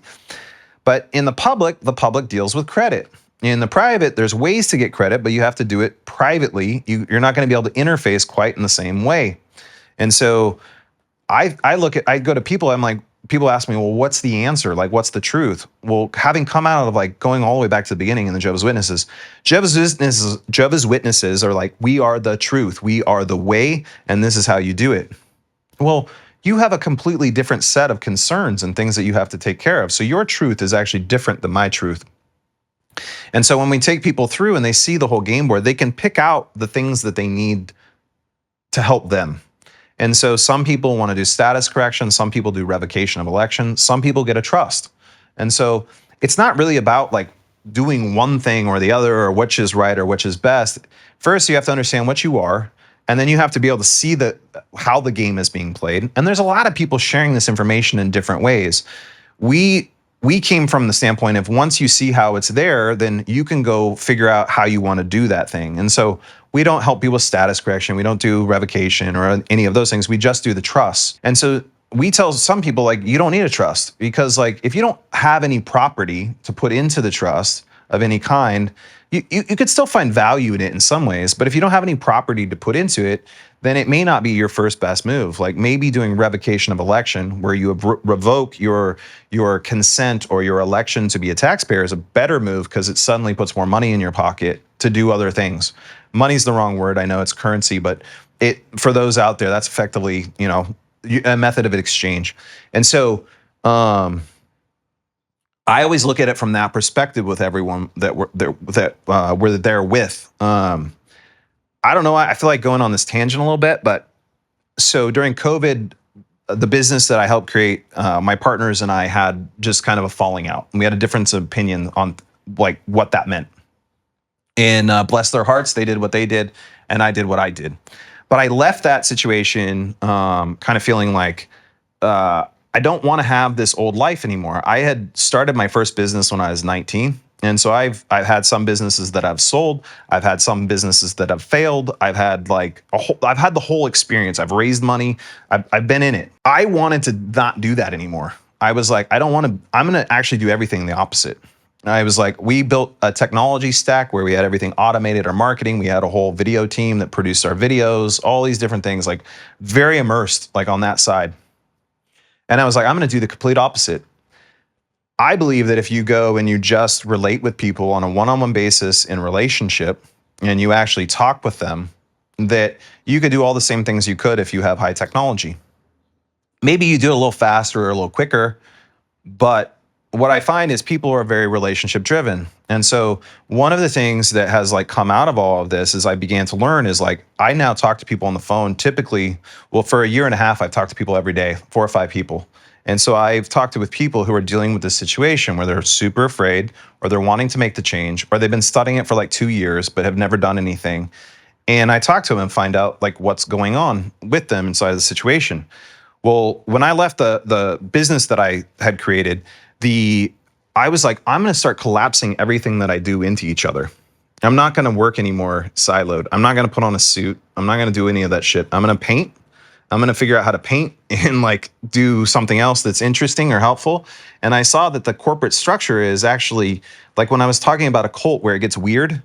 Well, like it got really weird. Like when you see where they're spending money on things and like for the sake of what, it's hard to understand like why they're pushing us towards certain things inside of the culture. And so men and women who have concerns about their families or their communities, if you're using those structures that are created by the state, you're kind of in a way playing in that game. And I think as more people start to move out of that and begin to define and actually create their intention about how they want to live their life and how they want to take care of their family, then they're actually changing the future. They're actually doing something to change it. Because one of the things that I notice inside of this whole community, which first off, I'll say that anyone who's willing to talk about this, my hat's off to you, because it means you're brave. And so we might not see it exactly the same, but that's okay because we'll never see everything exactly the same. And that's fine. But one of the things I see is we're in some ways getting caught up to what has happened, but it's been happening for hundreds of years. What we're not doing, because we're not creating enough, is we're not creating a future that we all want to live into. So while we're getting caught up, you start hearing about these different agendas and these different groups and these people that are bald and say that they want us to eat bugs. And they are busy writing the future down on paper and getting people organized behind it.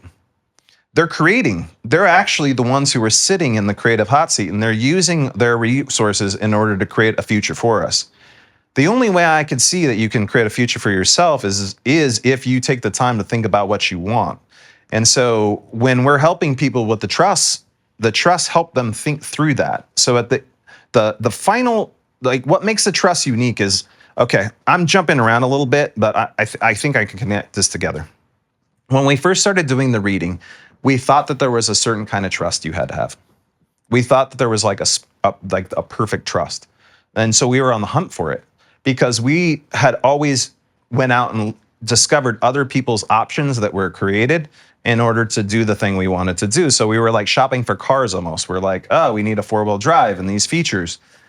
What we realized after reading trust is there's characteristics in trust. So like irrevocable is a characteristic in a trust. It means once you put your property in, you can't take it back. The trust ends up owning it. It's an important component for a separation between you and your property. And so the trust itself, the characteristics of them, okay, there are characteristics and you could have whatever characteristics you want. There is no such thing as like the right trust. There is your ability to express your intent in the trust, and then you can use characteristics in order to have certain things happen inside of the trust. And so I say this because some people that I talk to are trying to find like the perfect answer. And that again is taking you back into like asking for vanilla or chocolate. And it's not about vanilla or chocolate. It's about like you, and it's about like what you want to have happen. And then it's about applying the characteristics you need into it so that you can have those things available to be accomplished as a capacity to act or a form of power for your family or that organization in the future. And so I don't really worry too much about the characteristics. Like people, you hear these popular ones like non-grantor, irrevocable, complex, discretionary, spendthrift trust. Statutory, non-statutory. Yeah, statutory, non-statutory. It's private. It's common law. It doesn't actually matter because we could take right now a napkin and we could write on it. I could say, I entrust this tea to Luke. And Luke is now going to be the trustee. I'm still going to be the beneficiary because it's my tea, but he's going to make sure that nothing spills out of this cup. And once it's signed and we've created it, it's been expressed, and we have created a trust. There's a trust relationship that has occurred. And so it doesn't necessarily have to be complex. Complex is a characteristic. It doesn't necessarily have to have lots of words describing every single thing. Trust relationships can be very simple as well. And so when you're out there, if you're looking for trust and you're like looking for that type of help, don't get worried if you don't understand all the terms. What I tell people a lot of times on the phone, because some people can't afford a painting, and that just is what it is. I have limited time. My family has limited time in order to help people. And so we can't help everyone, unfortunately. At some point, maybe we can help more with things that we're doing. But what I say is download some trusts. Just like download them and like dispel the mystery of what the trust is actually. After you read a few, what you'll start finding is there's like a lot of similarities between them. After you read 4 or 5, you start to go like, oh, okay, like I'm starting to get an idea about how maybe I could like use some of these things. So I've given something away in here that is like super valuable that some people might not get, but because you're expressing it and you're not including the state as a party to the contract, it's almost impossible for the state to ever get involved in it. So even if you fuck up, like who is there to tell you that you did? Do you know what I'm saying? Yeah, yeah. And so in some ways, like when you get on the path of creation and you get connected to the creator and the source, and you start to become curious and you start to go, you know what, I'm going to put my mark on this. I'm going to start to shape this in the way that I want it. You can't really mess up. Like you can't. And so what you're worried about is being in that old system, being in that old cult, being in that old thing. And you're worried about the shame or the guilt or the pain or the suffering that you're going to feel. But in a way, when you really understand what you are, that God is inside of you, at least from the law standpoint, that's how they're seeing it, is that there's the creator and then there's you kind of can't mess up. And so that's the funny part about all this is after starting this like 6 years ago, this process and sitting in it now, like knock on wood, but like it's been surprisingly uneventful. Yeah. Well, that goes back to the Wizard of Oz, right? It's like behind the curtain. We think there's this scary mastermind behind there, and it turns out we actually have a lot more freedom than we're aware of, you know? Yeah. Going into, just for people that like have never even heard the word trust other than a trust fund or something. Well, they say age comes with wisdom, and I'm hoping that's true. But unfortunately, it also comes with wrinkles. So I'm going to let you in on a secret that's been soothing out my complexion and keeping my skin firm and toned. It's the red light face mask from Bond Charge. You might know Bond Charge as a holistic wellness brand with a huge range of science-based products to optimize your life. I'm a big fan and have been for quite a while. Their red light face mask emits both near infrared and red light, helping to boost the production of elastin and collagen in your skin. Treatment time's about 20 minutes a day, and because it doesn't obstruct your eyes, it doesn't even have to interrupt your flow. I just strap mine on, set a timer, and go about my day. Another great feature is that it's cordless and rechargeable. Plus, it puts out literally 0 EMF, which is super important, especially on a sensitive area like your face. So to get your red light face mask, here's what you do. Go to bondcharge.com/lifestylist and use the code lifestylist to get 15% off. Oh, and unlike other brands, Bond Charge very intelligently removed the blue and green light so you can be sure the mask won't disrupt your circadian rhythm or your sleep if you use it at night.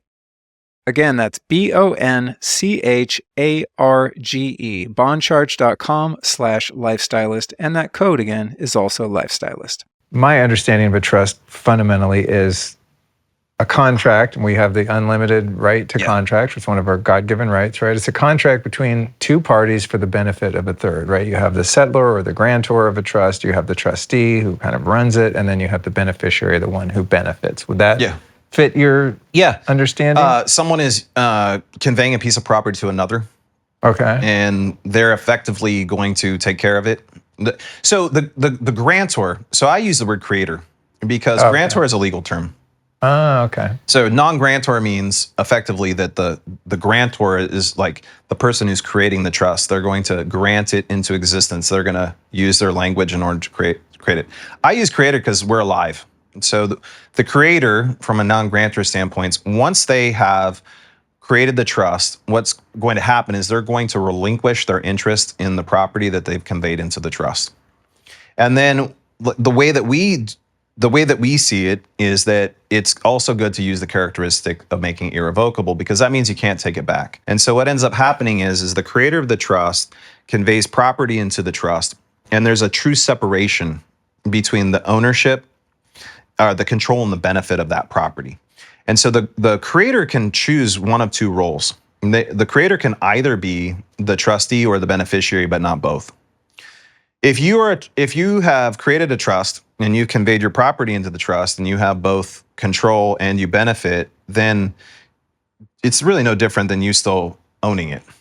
And so a lot of times when people are setting up what are called grantor revocable trusts or like living trusts, the grantor has the right to change the trust and take the property out if they want while they're alive.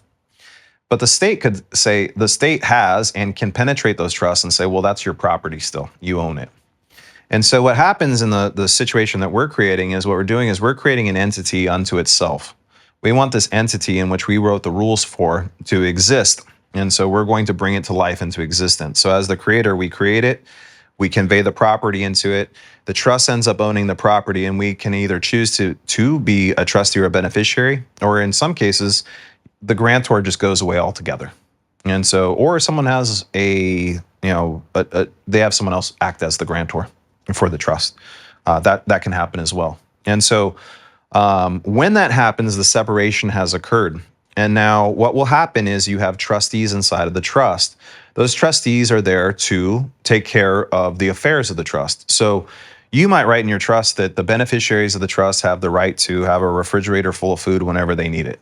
You could say that, like some people say, you can't do fun, food, and fashion. There's no law on the private side that says that. If you have a registered entity and your partner is the state and they say you can't do that and you're doing that, well, then you're like lying to your partner. You're like cheating on your partner. That's like you broke the agreement that you made. But in your trust, you can write whatever you want.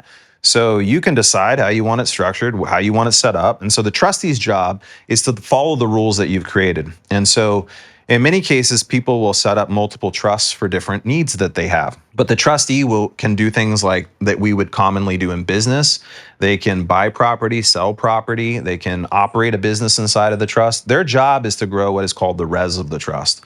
So the res of the trust is like the cumulative total of property that is held inside of the trust. So property is an interesting word as well because the government likes to use the word asset. Asset, from my understanding, means property assessed for tax. Property can be anything. So property could be all this equipment that's around us, the paintings on the walls. Your voice is your property. Your thoughts are your property. Anything that you want as anything that's your property, you can actually convey to a trust. So you might say anything that I say is always owned by the trust. And you could write that in. And then that's like the law of the trust. It now has an interest in you because you wrote it and it's in there. But property, it's important to think about it that way because when you say asset, you're basically saying it's property assessed for tax. And so property could be anything. So a lot of times people end up putting like gold, silver, currency. They start putting intangibles or tangibles, their home, real estate, any of those types of things they start putting in there. Usually I suggest to people, like, if you have things that have high liability, don't keep those in your primary trust. Make another little trust for that. We teach people how to create their own trusts when they go through the process. And so they start out with 2. And what ends up happening is that if they have a situation where, let's say they start a new business, they don't want to put all their property at risk. So they start another trust as they need it. And so they can have that business operate out of that trust. But the trustees, their job is to grow the res of the trust, follow the rules of the trust, and then to provide benefits to the beneficiaries. The beneficiaries, their job is the easiest. They're just simply supposed to benefit. They're not supposed to be involved in the day-to-day affairs of the trust. They can request for things like an audit of the trust to make sure that things are being handled properly. But beyond that, they're not really supposed to be involved in the affairs of the trust itself. They're only supposed to benefit. There's another role which is called the protector. So the protector's job is actually to be an advocate for the beneficiaries. So let's say that the trustee is taking the res property from the trust and using it for something that's nefarious. Well, the beneficiaries, because they're not operating in the trust and they're not handling the day-to-day affairs, well, they're not able to just go in and say, hey, don't do that. They're able to call on the protector, and the protector can go in and investigate and see, are they not following the charter? Or are they doing something outside of that? And depending how you write it, what powers they have, they could either seize property that they may have or they're using. They could also fire the trustee, and then your trust will have some sort of process for bringing a new trustee in order to take care of the role. When you take your property and you convey it to the trust and you've separated your ownership from it, what's unique about the trust that makes it an entity unto itself is that when people die, the trust doesn't die. And so you can have successor trustees and successor beneficiaries. So there's some really old trusts out there in the world people don't know exist. One of the most famous ones is the King and Queen of England. When the Queen died just recently, they had a whole succession plan where there was trusts that they basically were having new successor trustees and beneficiaries step up. What you notice is their titles changed. And so they were in charge of different things. And so inside of a trust, the trust never dies, but there's always succession. And so if your trustee gets too old or your trustee passes away or they just move and don't want to do it anymore, you'll have a plan inside of it in order to have another trustee. If you may have situations where your sons and daughters are beneficiaries and maybe sometime in the future they become trustees. But what that does is that when title changes hands and when you're operating in the public as a entity or you're operating as a person, anytime you change title, if I sold you my car and I gave you the title, in the public you'd have to pay tax. So every time title changes hands, you're having to pay a fine or a fee or something like that in order for nothing. It's already been paid for. But in a trust, the title never changes hands. So title ends up being held inside of the trust. Title is something interesting because most people don't really understand what title is or that it really exists. So for example, when most people buy their home, they get a fee simple mortgage, and they'll go through and pay off that home. And when they paid off that home, they only have the legal title. The state holds what is called the equitable title to the home. So this legal title actually goes into kind of what you've been touching on about this relationship, about the trustee and the beneficiary relationship that exists, because this is actually happening all over the place inside of the state and the arrangements that we're making. We don't realize it. What they're doing is they're holding the beneficial title, the equitable title, which makes them the beneficiary. And so what happens is you think you own your land, but actually what you own is the building on top of the land. You don't actually own the land beneath your feet or the mineral rights or the sky above your head. You only have the building. So if you don't pay your property tax, which they're essentially saying, hey, we're the beneficiary and we're giving you you're the trustee, so you're gonna have to handle this in order to handle the affairs on the land, and this is the way we benefit, then they can take the property from you. You could take the house off the ground, I guess, if you could get it out of there, but they have the equitable title. So there's like guys like Ron Gibson. Ron's been at it for years. Yeah, so yeah. The guy's amazing, and Cool stuff. He helps people actually be able to claim the title to things. And so when you start realizing that, what starts to happen is you start taking the title to the things that you used to own. So let me make a little clarification here. So the state sees you as this entity. Your social security number effectively creates an entity. It's like a sole proprietorship. So they don't see you as a man or woman that's alive, as they see you as like a piece of paper. And so you carry around their pieces of paper that they own, but they see you as a piece of paper. And so any title that you hold inside that person, they see themselves having an interest in it. And so the reason they're able to go and like take things from your bank account or take things from you is because they see themselves as having an interest in it. They see it as their property as well. So when you create the trust, and the trust they're not a party to it, well, they don't have any interest in it. So when you take title from the public and you put it into the private and it's conveyed and now it has private ownership and they don't have an interest in it, it's very hard for them to take it because now the trust has it, not them. But if you only have the legal title to something, you're missing the equitable title as well. And so like people are starting to learn they can get the equitable title for their car. They can get effectively the equitable title for their land. They're finding that they can get both of these things and actually have control over it. It's not that they have control over it. The trust has control over it. The trustees are able to use the property that's inside of it. The trust owns it. What you leave behind is the idea of ownership, actually, because ownership doesn't actually exist. It's like, it's fundamentally we die. And so because we die, we can't own anything. Like our soul has no pockets in it. You can't throw something in and take it with you when you go. At best, we get to use what's on the earth. And by having things sitting inside the trust, this invention, this creation, this thing, it doesn't die because people can keep using it. So the things can stay there. Now, if you're a beneficiary of a trust and you have some sort of need that needs to be handled and the trust says that it can handle that for you, then it can. And so the trustee can provide that to you. And so if you were to look at your entire life and think of all the expenses and things that you have, well, you could end up probably writing rules that would take care of those when you need to by the trustees. So you move into the situation where you don't need to have anything anymore.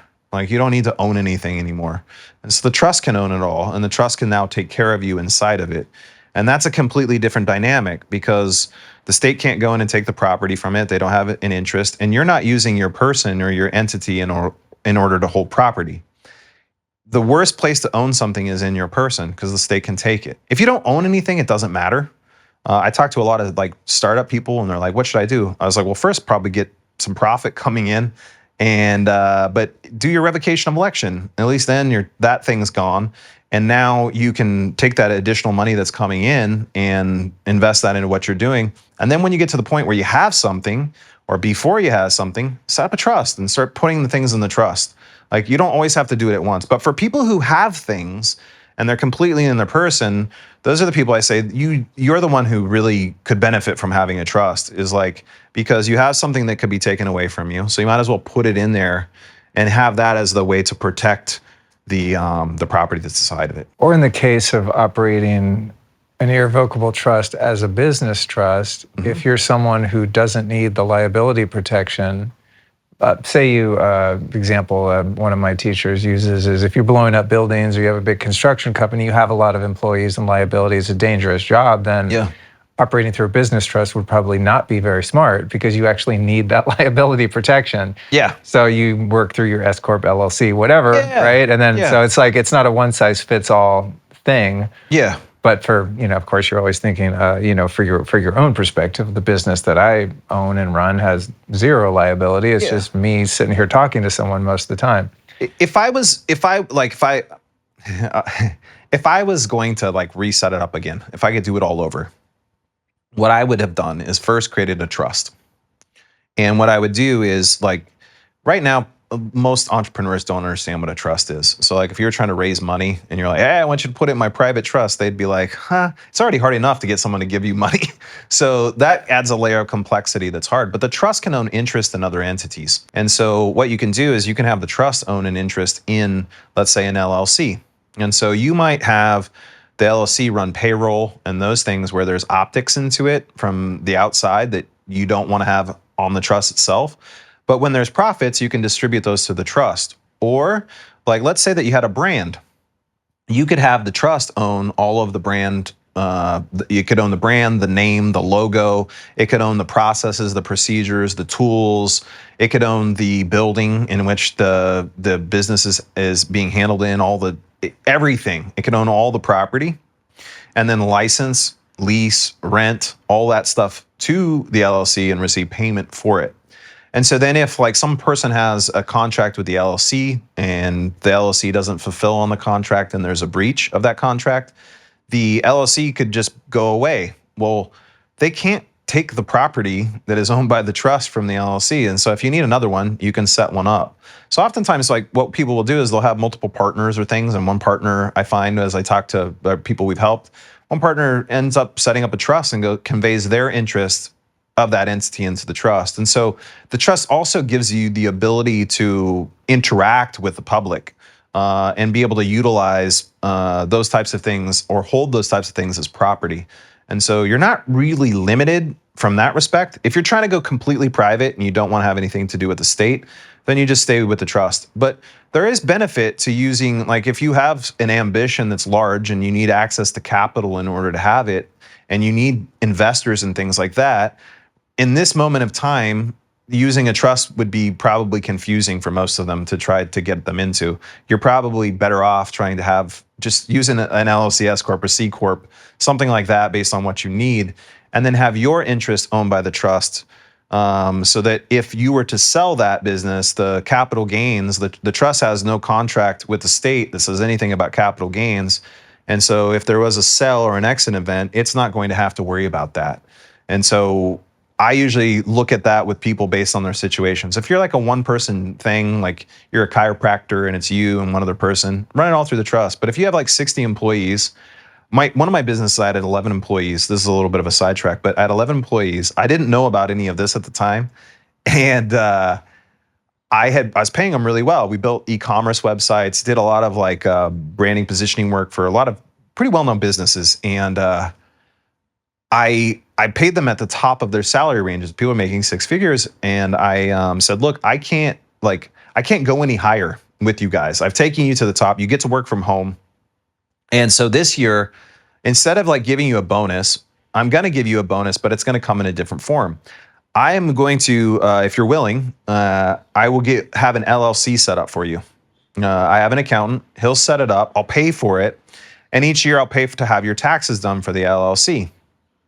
And what will happen is you're going to get 20 or 30% of what you had paid in taxes back. And so I had 11 employees, and guess how many of them accepted? How many? 0. Are you serious? No one accepted. What? Yeah, and I was confused. I was thinking, I'm like, this is the That's best a deal sweet ever. deal. Yeah, I was like, you're going to make more money, and like, what's the deal? They were like, I just don't want to deal with the work. It's just going to be a hassle. I'd just rather you take it out than I don't have to think about it. Oh, wow. And that was eye-opening for me a little bit. That was prior to this. And I was like, okay. That also made me learn that, because a lot of people get frustrated when they get in this because like their family, they're listening to their family talk and their family is saying, they're so trapped in a sense, and they want to show them. and they're so excited about what they learned that they're pissing their family off because they won't stop talking about it, and they can't figure out why. You can't make people do anything. And I learned that. I was like, you really can't make people do anything. You can help them, you can provide it, you can let them know there's something there, but until they're willing to like make that step, they usually won't. Yeah. I like this topic you brought up, that you can't really own anything. I think that's something we lose sight of because we don't want to face our mortality. Yeah. Right? And we think we want to build this big collection of toys and that we're going to take it with us when we leave here. Yeah. You know, it's like the planet owns it, right? It's like, who owns this couch, this table, your car, the house? It's like, well, no one really owns it because of the impermanence of this particular incarnation. And I think that's something we have a hard time facing. And there's a certain liberation that comes with that, and a further level of liberation, I don't know, sort of in the legacy, right, of what you're building. If you're using your creativity to add value to the world and it's being reciprocated through stuff that you then understand you don't own, it's kind of, what's the point? But in the trust model, because the trust lives on indefinitely, and the trust can own things because it's not going to die. Yeah. Right, unless somebody just neglects it and ignores it into non-existence. But that's a really, I don't know, it's kind of motivating to think, wow, there is some value here. And if you have kids, obviously, and descendants, then it's going to live on through them. And if you teach them right and they have an interest in operating in this way, it is something that can actually carry on beyond. Yeah. I think most of us think, I paid for this car, I own it. I bought this house, I worked hard, I own it. Which brings me to another, I think, falsehood that's going to be shocking to some parents is, I think, I don't have kids yet, but I hope to, is that people think you kind of own your kids. Yeah. But, you can or you can't. Maybe, talk to us more about this idea of ownership and inclusive of this idea of owning your kids and the rights you have or don't have to sort of direct them in their lives. Yeah. And one thing to that too is, like, with the trust, we had talked about this a little earlier, is one of the things you have to face is death. Is actually the hardest part of creating the trust is not whether you have the right characteristics. It's if you can think through what it means to have a good life, and also what it's going to mean when you die. Because when you die, it will affect other people. And it's been proven over and over that if you write down your goals, even if you just little ones, the likelihood of you having them happen like goes way up. Trust is kind of like that. You might write your trust and it might not happen the way you thought, but the likelihood of it being closer to that is higher. But you have to face your death ultimately inside of it. And that's actually the thing that usually takes the most time. But to what you asked about is children. So you don't have children, you don't have kids, you have sons and daughters. What happens is that when we go and get our marriage certificates, the state actually ends up having an interest in our marriage. They're the third party that doesn't actually join you in bed. Yeah. I mean, if you look at a marriage certificate, it's on bond paper. Yeah. Just like the birth certificate. Yeah. It's kind of spooky. Yeah. You realize, like, we just contracted with this third party. Yeah. Rather than, say, in a common law marriage where you're contracting between one another and God. Yeah. Yeah, it's really interesting. Yeah, now with it, I look at it, well, it's like my beloved, I'll never get married. Like, we don't have to. There's no reason to. That's something else that someone created for some other situation. You can still be with someone, or you can just ask God, like, God, be here now. We're going to get married. God, nice, done. Right. It's that simple. But what happens is when you start reading the language inside of it, what you find is that the state is acting as a third party, and they're relegating you, instead of being a father or mother, to a parent or a guardian. It's all in the language. Yeah. The legalese. Yeah. And so this is why, like, you'll hear these situations where families are having their kids taken away. Like, schools are teaching certain topics, and they're having certain type of care that the kids are saying they're requesting without the parent's knowledge. When the parent goes in to actually confront the state about it, the state is going in and taking away their kids. Well, how is that possible? Like, if the mother had the child come out of her womb and is born, and the father's sperm was the one who was there to conceive it, you would think, like, just naturally that would be impossible. You couldn't make someone give up their kids. Well, when you sign that contract, you've been relegated to a lower status than what you were, and so you gave up that right. And so they see your sons and daughters as children and property of the state. And so when they Through the need marriage to, license or the birth certificate or both? kind of both. Yeah. Yeah. Because you come together and now the property that you create through your union is also, they have an interest in. And then you go further and register your son or daughter. So by getting the marriage license, you're almost, you're creating a contract that is in its own way a trust. In a way, then, yeah. right? Yeah, absolutely. Interesting. In court, the trust relationship happens like in a really distinct way that most people don't like realize. When you walk into the court, what happens is they don't say this to you, but they're asking your person's name. They're saying, "Are you Landis White?" I mean, really, that's like the all caps version of your name. There's different. So there's Capitis Maximus and Capitis Minimus. Capitis Maximus means all caps. And when your name's written in all caps, it means you're dead or an entity. Entities are dead. They're dead. They're not alive. They don't have blood pumping through their veins.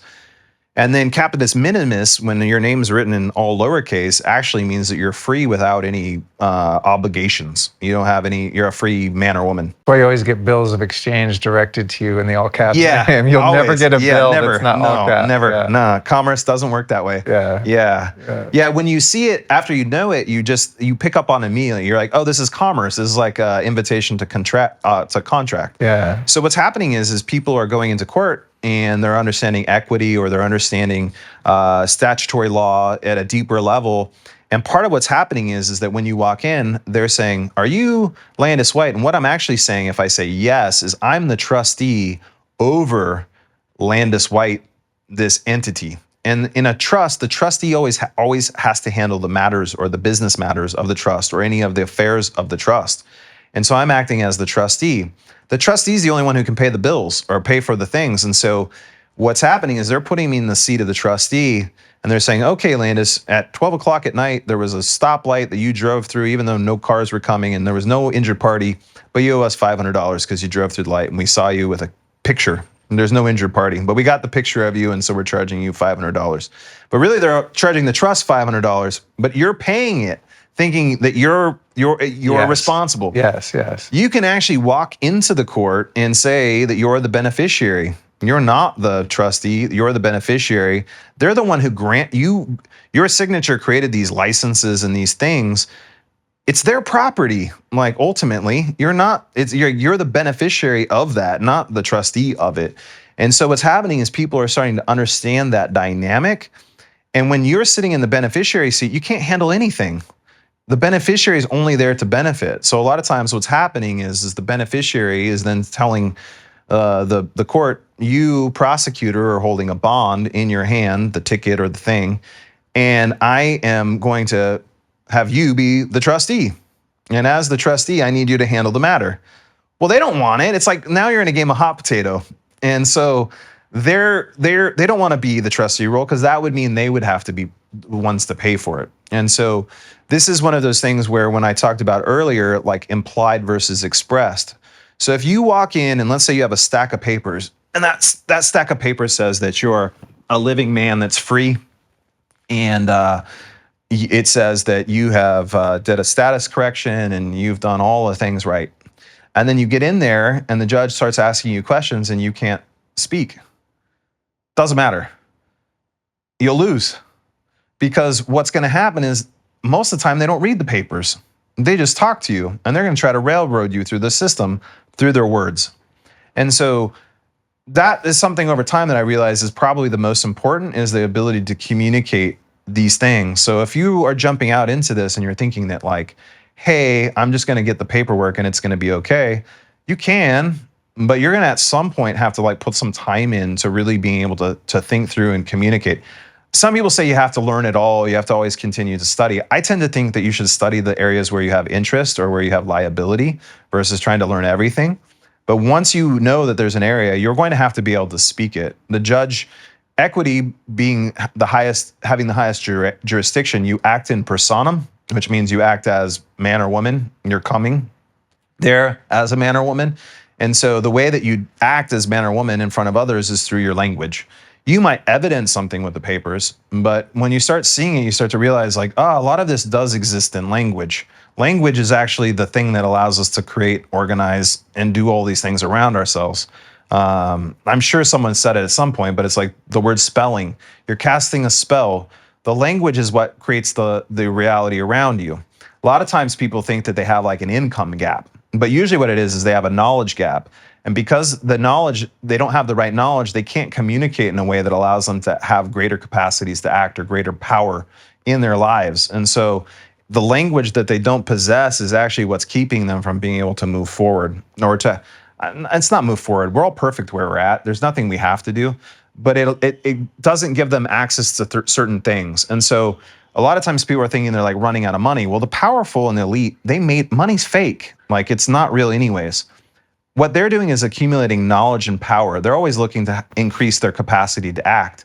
But that always comes through relationship. It could come through relationship. It could come through knowledge. It could come through the use of property in different ways. But power is usually in one of those forms. But it's always a knowledge gap. That's what's keeping you back in anything. How does this pertain to going back to owning your kids and even your marriage, having your primary relationship be susceptible to interference? With the state? Yeah. So here's part of the challenges we have. Part of the challenges is that in some instances, to get your kids into a school, you're going to have to fill out paperwork. Some people don't know that you don't actually have to have a marriage license in order to be married. You can basically just ask and you're like,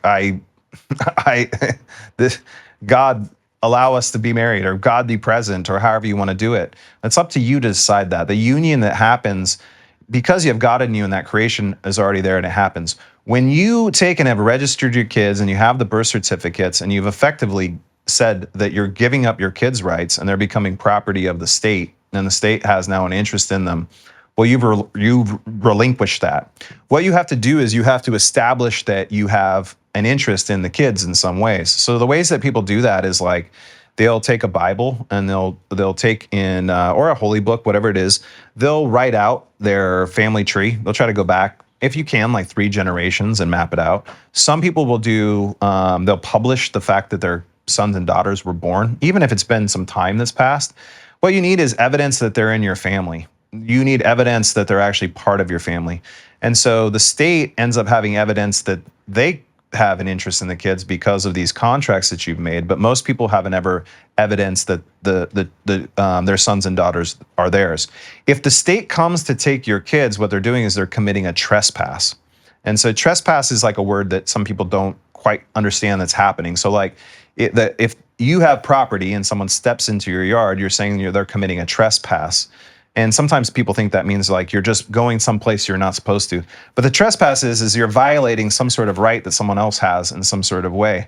And so you have right over that property. So your sons and daughters are effectively like, it's a little weird the way that this thing is, because in one hand, like fundamentally, how can you own another person? It doesn't make sense, right?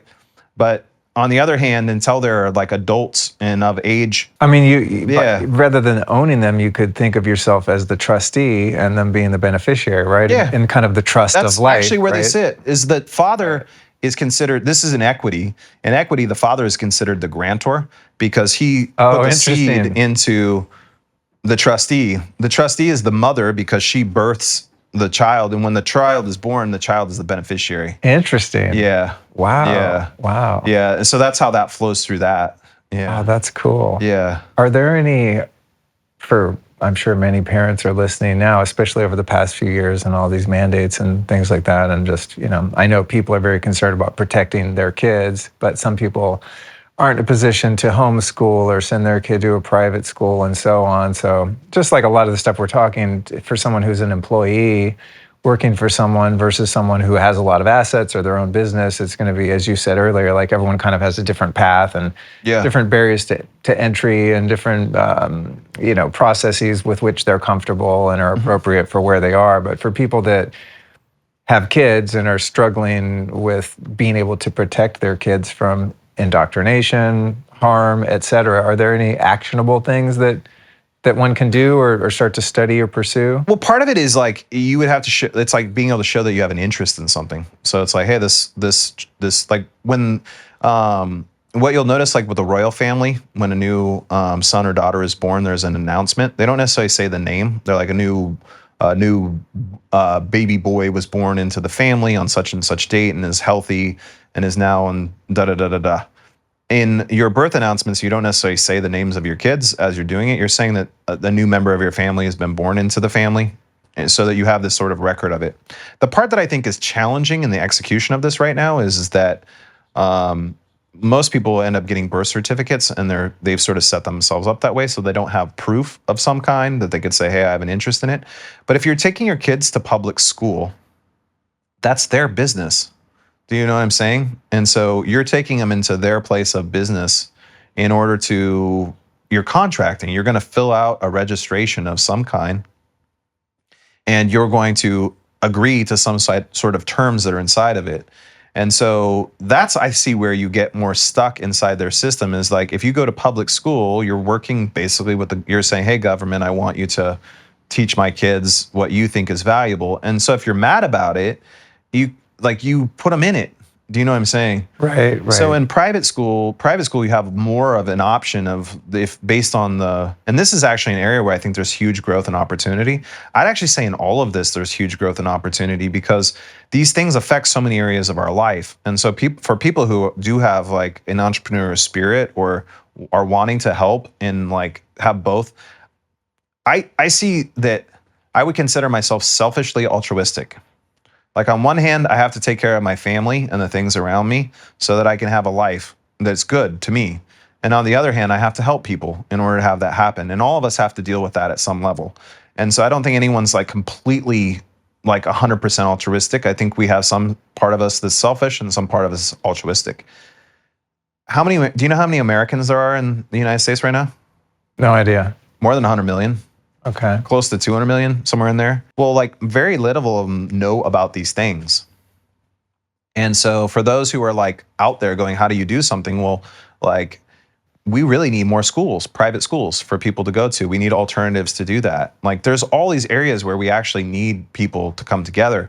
The cheapest thing that people can do initially is just be willing to work together. Like just, even if there's no money involved, just like being willing to add a little time, even if it's a little at a time, in order to improve something. But school and education is like a massive one, because the kids aren't really learning. Like they're regurgitating this system that's been like perpetuated on and on and on and on and on. And so your kid is going to come out with a knowledge that's like weak, flawed, and incomplete. And so if you want, I'm not saying all public schools are per se bad, but if you don't want certain elements to be put into your kid, if there's certain types of things that you don't feel are okay, like if there's certain types of surgeries you don't want your son or daughters to be able to have until they're an adult and can choose, there's what is called the age of majority and minority. So someone operating from an age of majority is of sound mind and is able to act in personam and handle their matters. Someone who's acting from a minority capacity is someone who's incompetent and not able to handle their own affairs. And so your sons and daughters, until they can do that, they're considered minors. And when they're at an age of majority, which most of us never step into from a legal standpoint because we get represented by lawyers and things like that. But when you start to realize that the education system, if you are an entrepreneur, you want to make a difference, that's a right place. That's a really right place, because parents aren't happy. It doesn't matter if you're side of the bird you're on, or if you're even on the bird.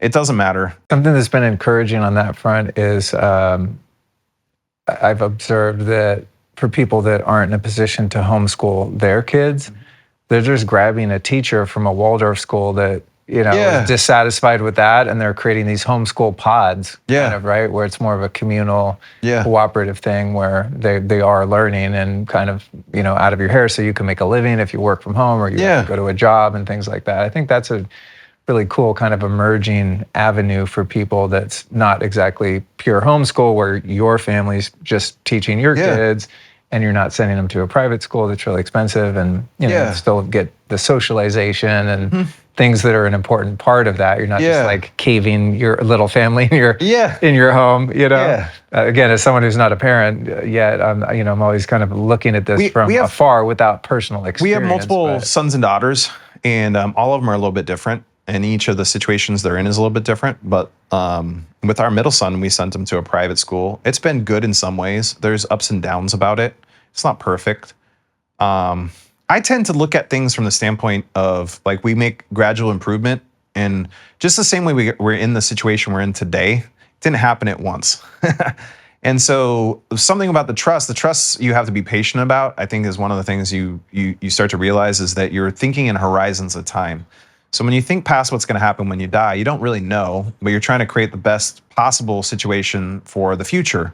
And so I think with the things that people are doing right now, they might not be perfect, but they're actually creating. And so they're thinking through how maybe it could be better than it was. And so I haven't been completely satisfied with what we've dealt with the public or the private schools, but at the same time, it's better than the alternative.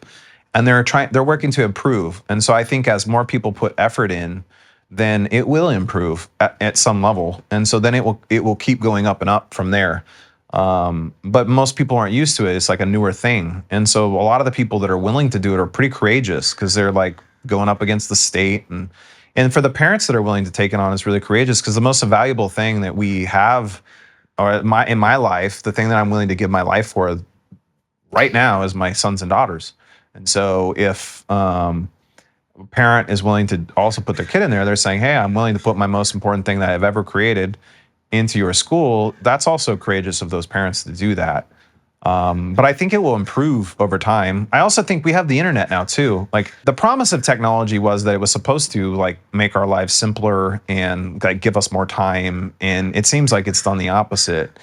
And when I sort of think like, I imagine like, you know, if everyone was really like creating together and we weren't just waiting for someone to do something for us, and we started to imagine what society could look like, we could have these like off-grid communities that are also integrated in with technology. We could be using technology to facilitate different things for our kids. My oldest son is 17 now, and he has autism. This last year, we put him into a high school because he wanted to go to high school and have that sort of experience. So, but prior to that, we had him in an online school. And he made more progress at that online school, and it was only 3 hours a day than he'd made in any other school. And so I was like, we're putting our kids in school for 8 to 10 hours a day, and he was getting more value out of 3 hours a day. And so I tend to think like our whole paradigm around these things should shift so that we like actually they're getting better use of their time. And I feel like we can figure out ways to have them socialize. I mean, I'm on Instagram, but I'm not necessarily hanging out with real people. But there's got to be a way for those who are entrepreneurial and creating and testing and working things out to build these situations in which the kids can socialize and parents can like actually handle it. Education, like when you really look at the public school system, it's like you could really consider it like mass production. It's like it's not valuable anymore. It's common. All the classes and everything are basically the same. And so that whole thing is old. And so it's not that valuable anymore. Like teachers are like, I'm valuable. And a teacher, they show up. And I'm not saying they're not valuable or some can't do better, but what they're teaching is just like is mass production. It's like, it's not like super innovative. It was created a long time ago. It hasn't changed much. And so that area is like super ripe for people to help because so far, the world keeps having kids if we want to be on this, whether it's a round earth or flat earth. And so if that's not going to change. And so those areas are really big. The other ones too, like, you know, I tell people, some people will say like, well, like this is an area where this would be like the wrong thing to say, but it's like, if you want to learn about status correction or like we were talking about trusts and things you can do or these things on the tax side and all these different things, there's so much you can do. And there's so many people right here that don't know. And so if you want to make a difference, if like what you're guided to is making a difference, is that it's like, if you start learning about this, you can teach other people. And I believe in exchange. I believe that people should give something back and forth to one another for the efforts they make. And so like, there's a lot of opportunity in these problems. And so instead of like looking at it as like we're being held back or we're being held down or someone's doing this to us, if we were like really look at it and go, wow, like I'm a creator. I have the power to create and I can create something that's a little bit better than what was before. If everyone did that a little bit, like it shifts the whole thing. And now when you start looking in horizons of time, like let's say 100 years, like the whole thing totally changed. Like the whole course totally changed. And so like to think that the government or anyone is going to provide a solution that's going to solve all your problems, like the Jehovah's Witnesses believe there's a savior. I believe the only savior you have granted you saving in the moment you were born because you're already connected. That's done. That deal was done. Don't waste your whole life trying to like prove it. By virtue of being alive, you're spiritual. By virtue of being alive, you're here. God loves you. So use that power in order to create new things. Like you don't need to create the old things anymore. And inside of that, for the like people who want to do more freedom things, they might feel like they're like it's not they're not making money or whatever it is that they're feeling. It's just starting. Like this thing is starting, and in 5 or 10 years, it won't be worth anything because everyone will figure it out. Right. But at the same time, like this is how we can be innovative and we can solve new problems. Because if you don't like what you see when you hear about the agendas that are out there and all the different organizations that are trying to like push things a certain way, then you have to create something else. Like you have to start like doing it. And if you don't, then like, and you don't talk about it or you don't know what it is. And I don't know what the answer is. Like I only have like little bits, like, so like we all need different people that have these interesting thoughts about how to handle these things to really go out and start doing them and seeing what happens. And then there's plenty of bounty. And people go, where does money come from? It comes from the earth. It comes from our minds. Like it's not like the earth is so bountiful. There is so much here. Like the only thing that the access of it is through the creation of like value to other parties. There's this funny movie, I can't even remember the name, but there's this, it's in Mongolia, and this Chinese guy, he's like, I'm gonna teach you how to get gold from the hills of Mongolia. And he's like, gold from the hills, how would I do that? Well, he's like, it's out there. There's so much gold, you will never be able to get it all. And so at first he goes out into Mongolia with like some basic goods, and he's trying to figure out what's going on, where this gold is at. And he starts trading with the Mongolians, and the Mongolians, the only thing he'll give them are sheep. And so then he's like, this isn't gold. I've got all these sheep. What do I do? Well, then it turns out that the Chinese like to eat sheep. So then he starts selling them the sheep for the gold, and there's his gold. Well, right now, the challenge we have is really where the gold is at. And so if we look at it like that, or if we're willing to like face into that in that way, we can solve these things. But we shouldn't expect that it's going to happen overnight. And I think having worked with trusts and having to deal with people and thinking about their death is that it's okay. Like we don't have to worry about it going fast or like it's okay. Like do little bits each time, like a little bit each day, or read a little bit. Read for 5 minutes. If you don't brush your teeth, brush one tooth, and then you'll start brushing the rest of your teeth. But if you just do a little, then it actually adds up because we're a collective. And the thing is when we isolate ourselves in little groups and we think we're only one thing or we're this, Dr. Seuss has this great book, The Sneetches. There's the starbelly Sneetches that live on the beaches, and some of them have a star on their belly and some don't. And this guy named William McConkie McBean with his fix-em-up chappy machine shows up, and suddenly he gives the Sneetches that don't have stars on their bellies stars, and the ones that do have stars are like, hey, we're this exclusive club. Now you're trying to like get your way in, and they go to this McConkie McBean and ask him to take their stars off, and suddenly they're like changing stars the whole time, and eventually they run out of money to pay him, and as soon as they do, he runs off. And so they eventually find that they're like one is what happens, is they're like, oh, we're all Sneetches, it turns out. Now we're broke because we gave it all away. But when we start to realize that we're actually the differences and the things that we think are bad or whatever it is, we can actually come together, and it's those little changes that can really turn things actually pretty fast. But it doesn't necessarily mean it's going to be completely different than it was. It's just going to be like us doing it. And then at some point, whatever we create that we thought was so awesome is also going to be problematic. Right. And it's okay. Yeah. There's two really great overarching philosophies there. First one being, as you start to learn about these kind of escape routes from the Matrix, for me, it's like I got so fed up with being in the prison, and I learned that there were these different kind of openings to get out. I'm just like, I'm doing all of them tomorrow. Yeah. And it can be so overwhelming. Yeah.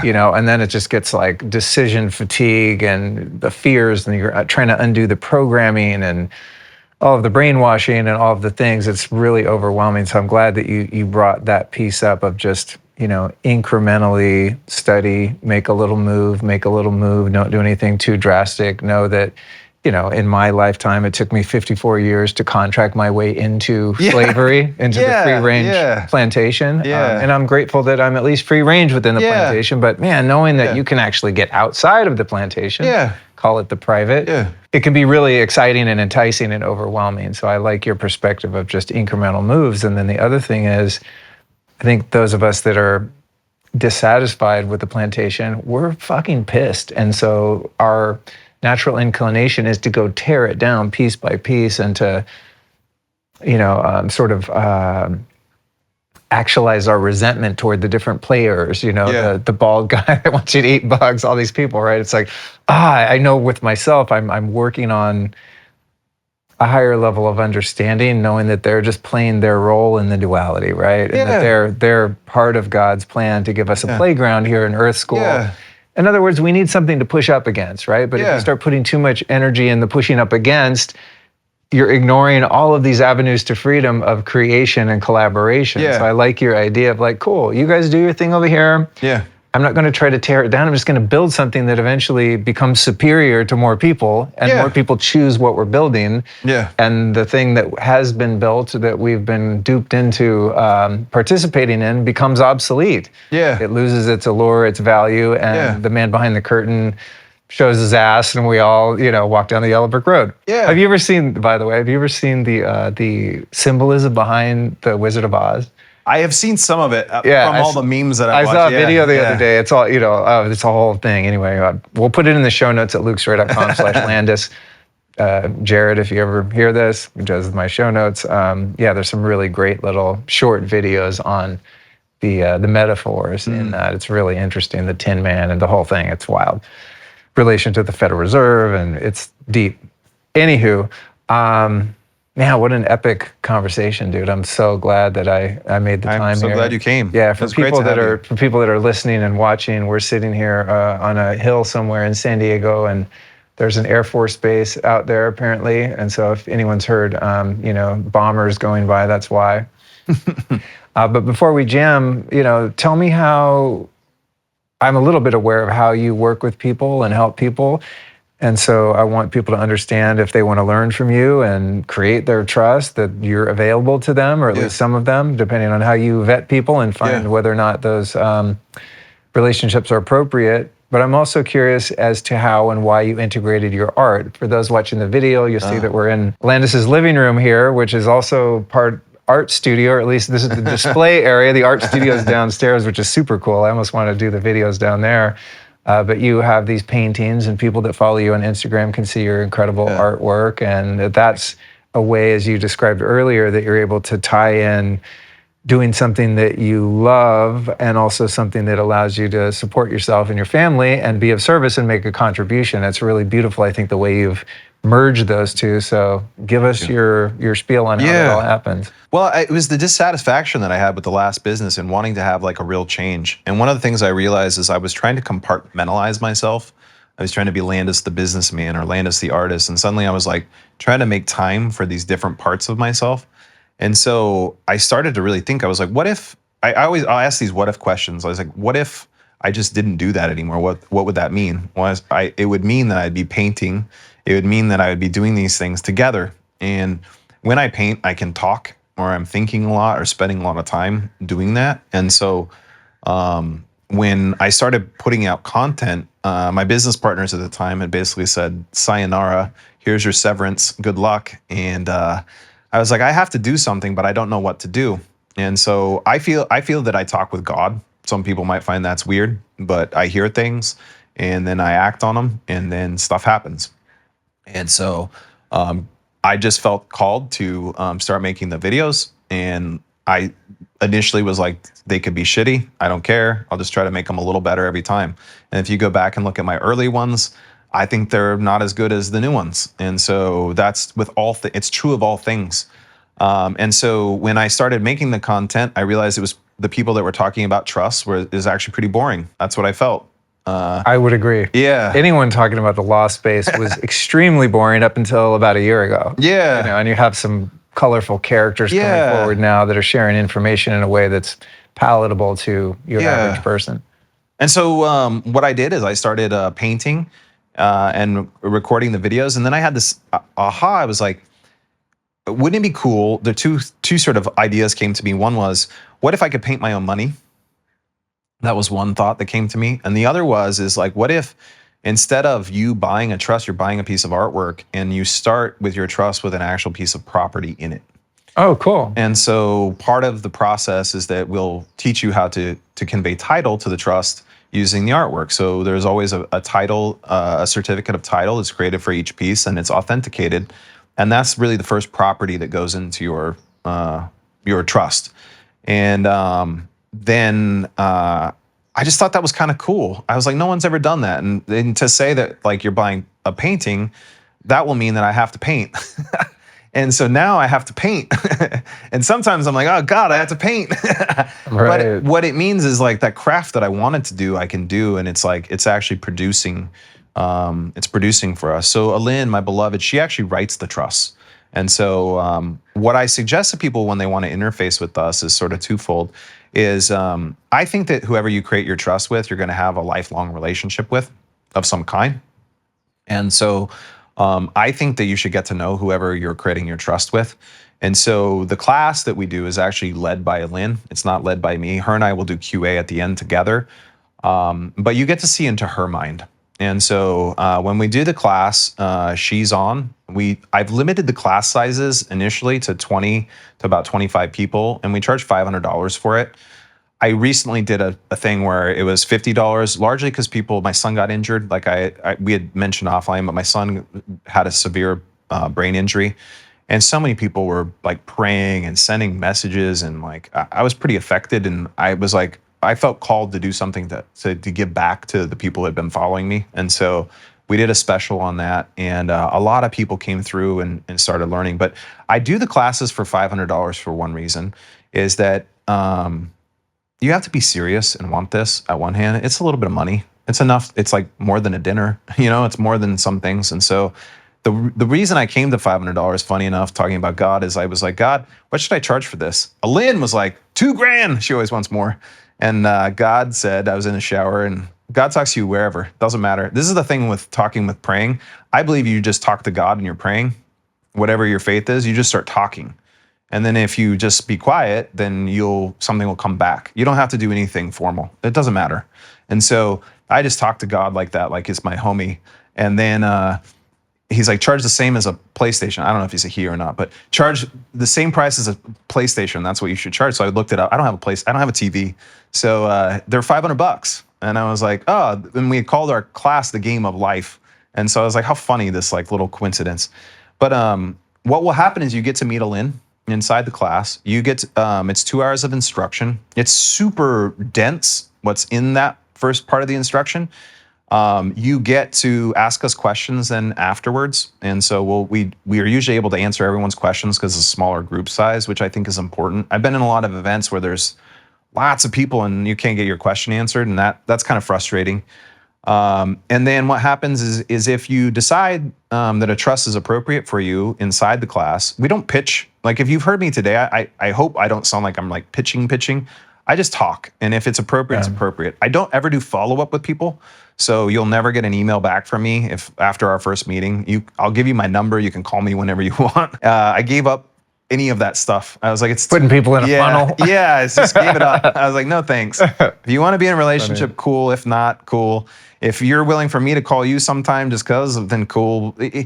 But I've sent one email to everyone, for a group, like a larger email. That online marketing world is funny. Sometimes, I partner with all these different brands because I find cool stuff and I want to share it with people. And they'll ask, well, how big is your email list? And what's your email marketing? I go, there's a lot of people on there, but I don't sell anything. Just every Tuesday I go, here's the podcast. Yeah. This is what it's about, and here are the links, and people are like, oh, you could be monetizing that list. I don't even know what that means. Yeah. Just like, I'm talking to people like you. I want more people to know about it. So someone on my team makes an email and sends it out. Yeah. Here's Landis White. Listen, enjoy, bye. That's the end of it. It's probably not that smart business wise, but it feels a lot cleaner. Maybe someday I'll have something to Yeah. sell. When I put my book out, Yeah, there you go. I'll be emailing the shit out of them. They'll be funneled to death. The money that you pay for the class will apply to the cost of the artwork. Oh, cool. So like that way, like if you feel moved, you go, okay, it sounds like something like I'd like to do, then that's a credit towards it. So you're not out of pocket. It covers the time with Lynn. She's actually the expensive one. She's I won't go into her background, but she's done quite a lot in her life. And so I can't get her to do anything for less than that. And she's already a little upset sometimes when I've charged that. So I have to manage that. But she will give you, we give you the credit towards the artwork. And then the way that for the artwork, it's usually $7,500. And so that includes as a gift to you 2 trusts. When people call me, people can set up appointments with me. If you do a paid appointment, I'll also credit that towards the artwork if you want to meet. I was doing free appointments for a long time. When my son got injured, it took me this 2 months ago. I had to cancel almost all of them. And so there's some people that are a little upset at me right now because I had to cancel and they waited a long time. And I apologize for that. But I had to switch it to where it's only paid now for that. And so I'm doing less meetings, but that's giving us time because what we're going to do is we're going to actually change our whole system. So one of the things that's come up with our son is he's going to need a lot more therapy this year and we need more time. And so we're going to make more of an do-it-yourself version with some interfacing with us versus meeting with us one-on-one. When you go through the process with us currently, you meet with us once a week and usually you're meeting with us about 10 to 12 times. Then the whole process ends up taking about 2.5 to 3.5 months. I'm hoping that we can take that and turn it into a process that takes about a month to a month and a half. And so you can kind of get there faster at your own pace if you really want to move. And then we'll have some interfacing in there, but instead of maybe having like 10 meetings, we might have 2 or 3. And that will be able to have us have a lower cost option so we can serve more people. And then what we'll do is we'll probably raise the cost of the one-on-one because of the time it takes. I want Alin to actually move from writing the trust to actually taking and creating more things because she's got so much more and people are learning that they can like get rid of their mortgages and there's so many like cool things that you can do. And I'd like to bring some more of those things out for people as we go forward. So probably towards December, January, we'll have an offer. I'll make something special for you too. Cool. It'll be like our website / Luke, and then okay, cool. We'll give you credit for whatever happens through there. Hey, what else, man? I just want to. You scratch me, I'll scratch you. I want to get the information out and let people know that there's a path. And just for context, having created a couple trusts now, which. One of them, which now I found is actually not that useful, the living trust, the estate planning trust. I mean, it's useful for avoiding probate if me and my wife happen to die and all that, God forbid, but not in the context of operating the private as we've discussed here with the irrevocable. But that trust, the single one was much more than what you're charging through a bar card. And then to create another one was almost that much in and of itself. So that's we purchased pretty good. We purchased one for over $50,000 at one point in time. So they can go all over the place. The reason I charged what I charged is that there's small business owners and families, while it's a little bit of stretch for some of them, they can afford it. And then there's some people where it doesn't matter at all. And so I think that when you look out there, it was kind of a little bit important to me to make it accessible. And some people might go, it's not accessible at all. That's still a lot of money to them and everyone's in a different place. But when you start having things, I was like, that's an amount that most people can afford. The other thing that's probably the most valuable, well, 2 things that come out of it is when we're done, you can create your own trusts. And people end up having, like, you have more money coming in. And so now you have something to do with it. And so let's say you buy an apartment building or a rental house or an Airbnb, or you start another business, or you do something that is going to provide you something. Well, a lot of times what people do is create another trust and they're like, I'm going to put that Airbnb in that trust so it doesn't put my other trusts at risk. And you'll know how to operate them. You'll know how to create them. And that's epic. We want you to have that as a skill. And that training is inclusive of getting an EIN for the trust? Yeah. Oh, that's epic. We'll take you all the way to getting your bank account set up. Wow. Yeah. That's rad. Yeah. I mean, we didn't talk too much about non-taxable entities, but to me, I think many of us are motivated by our being able to keep the resources that Yeah. we create in the world. And Choose what you volunteer for. yeah, exactly. Yeah. But that's a whole other element of irrevocable trust that's just fascinating to me, and I'm just beginning to learn about it. But that if you cross your T's and dot your I's, you can be absolutely 100% ironclad compliant and also not have a tax liability. My understanding is the only taxes they actually have to pay is if you're working with the federal government. They require that in their contracts. Right. If you're trading securities or you do a distribution to a taxpayer, the taxpayer is effectively required to pay. They treat it like ordinary income. Right. So right. anything that's going into the trust is sitting in the trust res. And until it's been distributed to like a taxpayer or someone that's like that, you might not be one, but if you are, that's like how that would work. People have to look up the definition of that word. Part of why I have been big on one-on-one meetings with the people that we talk to is because private actually means private. It means like we're having a conversation that's not going to be placed out into the public. And so I start all my calls letting people know if you want anything you share with me, I will never share. It will stay private. I ask you to do the same.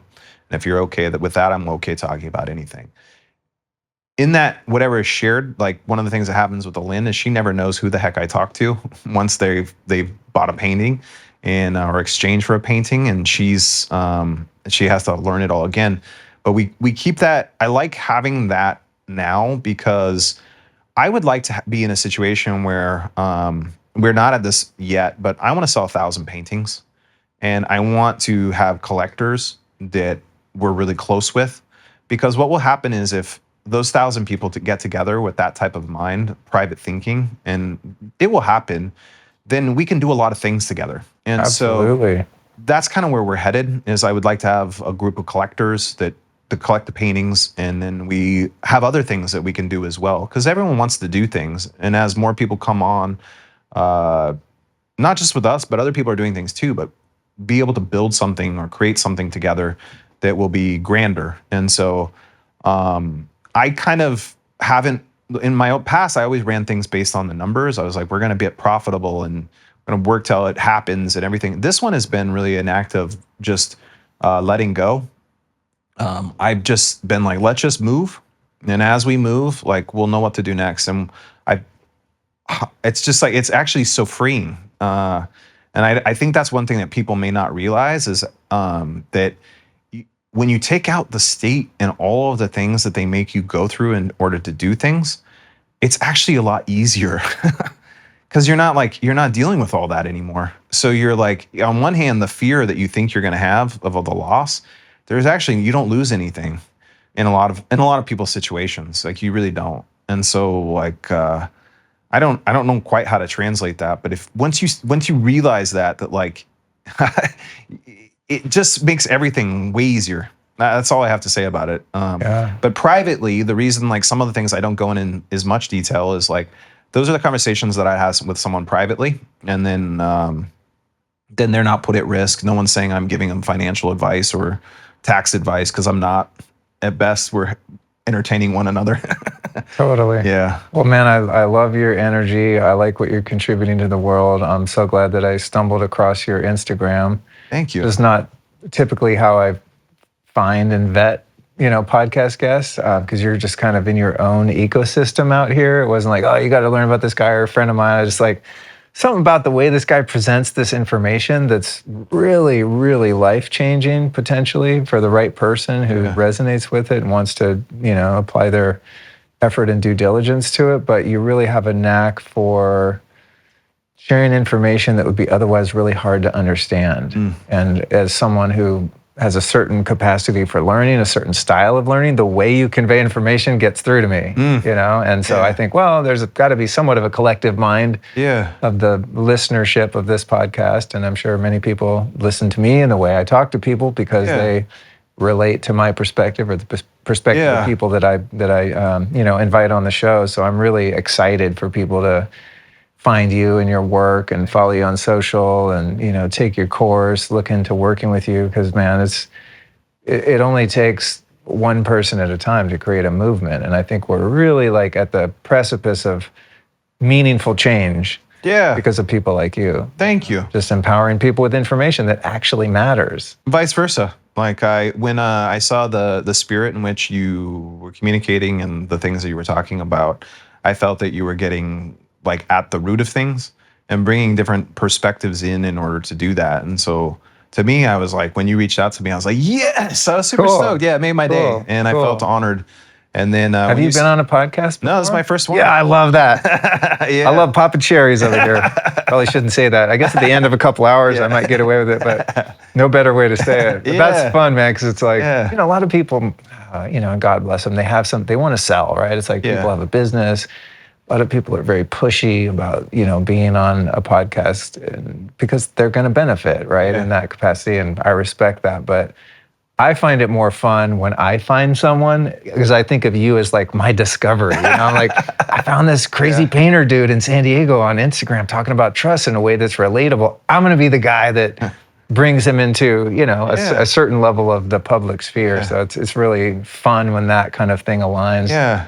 in an organic way. It's just one of the things I really get off on. When I was seeing your creativeness too, like in the kind of the approach of it all, I was like, this is great. Like to be willing to have conversations with people and be able to draw things out as an art and a skill. And I don't know, I was just stoked. I was like, okay. A few people had asked me before and I didn't feel called to it. And I told them, I was like, look, I don't want you to take it personally, but maybe in the future, if I do feel called to it, maybe I could reach out to you. But when you reached out to me, I was like, yeah, I want to do this. Cool. And I had talked to Lynn about it too. I was like, do you think I should do this or not? I don't know. Like I'm kind of in my own bubble and it's kind of nice. But then I was like, if the bubble's going to burst, if it's I won't use the word cherry, but if the bubble's going to pop, then Thank you. I should probably bleep that part out. I didn't use that. I'm not politically correct I know. or socially I'm not correct, either. but I don't know. Sometimes I say things and I'm like, whoa. One of the things I'd like to do before you go is gift you a painting. So Oh, wow. yeah. There's only Okay. a couple that I can't downstairs, but I'd be more than happy to have you choose one, and then That would be a welcome gift and certainly a first yeah in the wonderful. 9 years I've been doing this. But before we go, I have one more question for you. Yeah. Who have been 3 teachers, philosophies, teachings in general that have impacted who you are and the work you do in the world? One of them, they're not famous, but was my martial arts teacher. My martial arts teacher, Nick, we've had like a rocky relationship, but I ended up living with his family. They're Buddhists, and for 2 years. And it was interesting because coming out of the Jehovah's Witnesses, like I shared, we knocked on people's doors and tried to get them to come to church.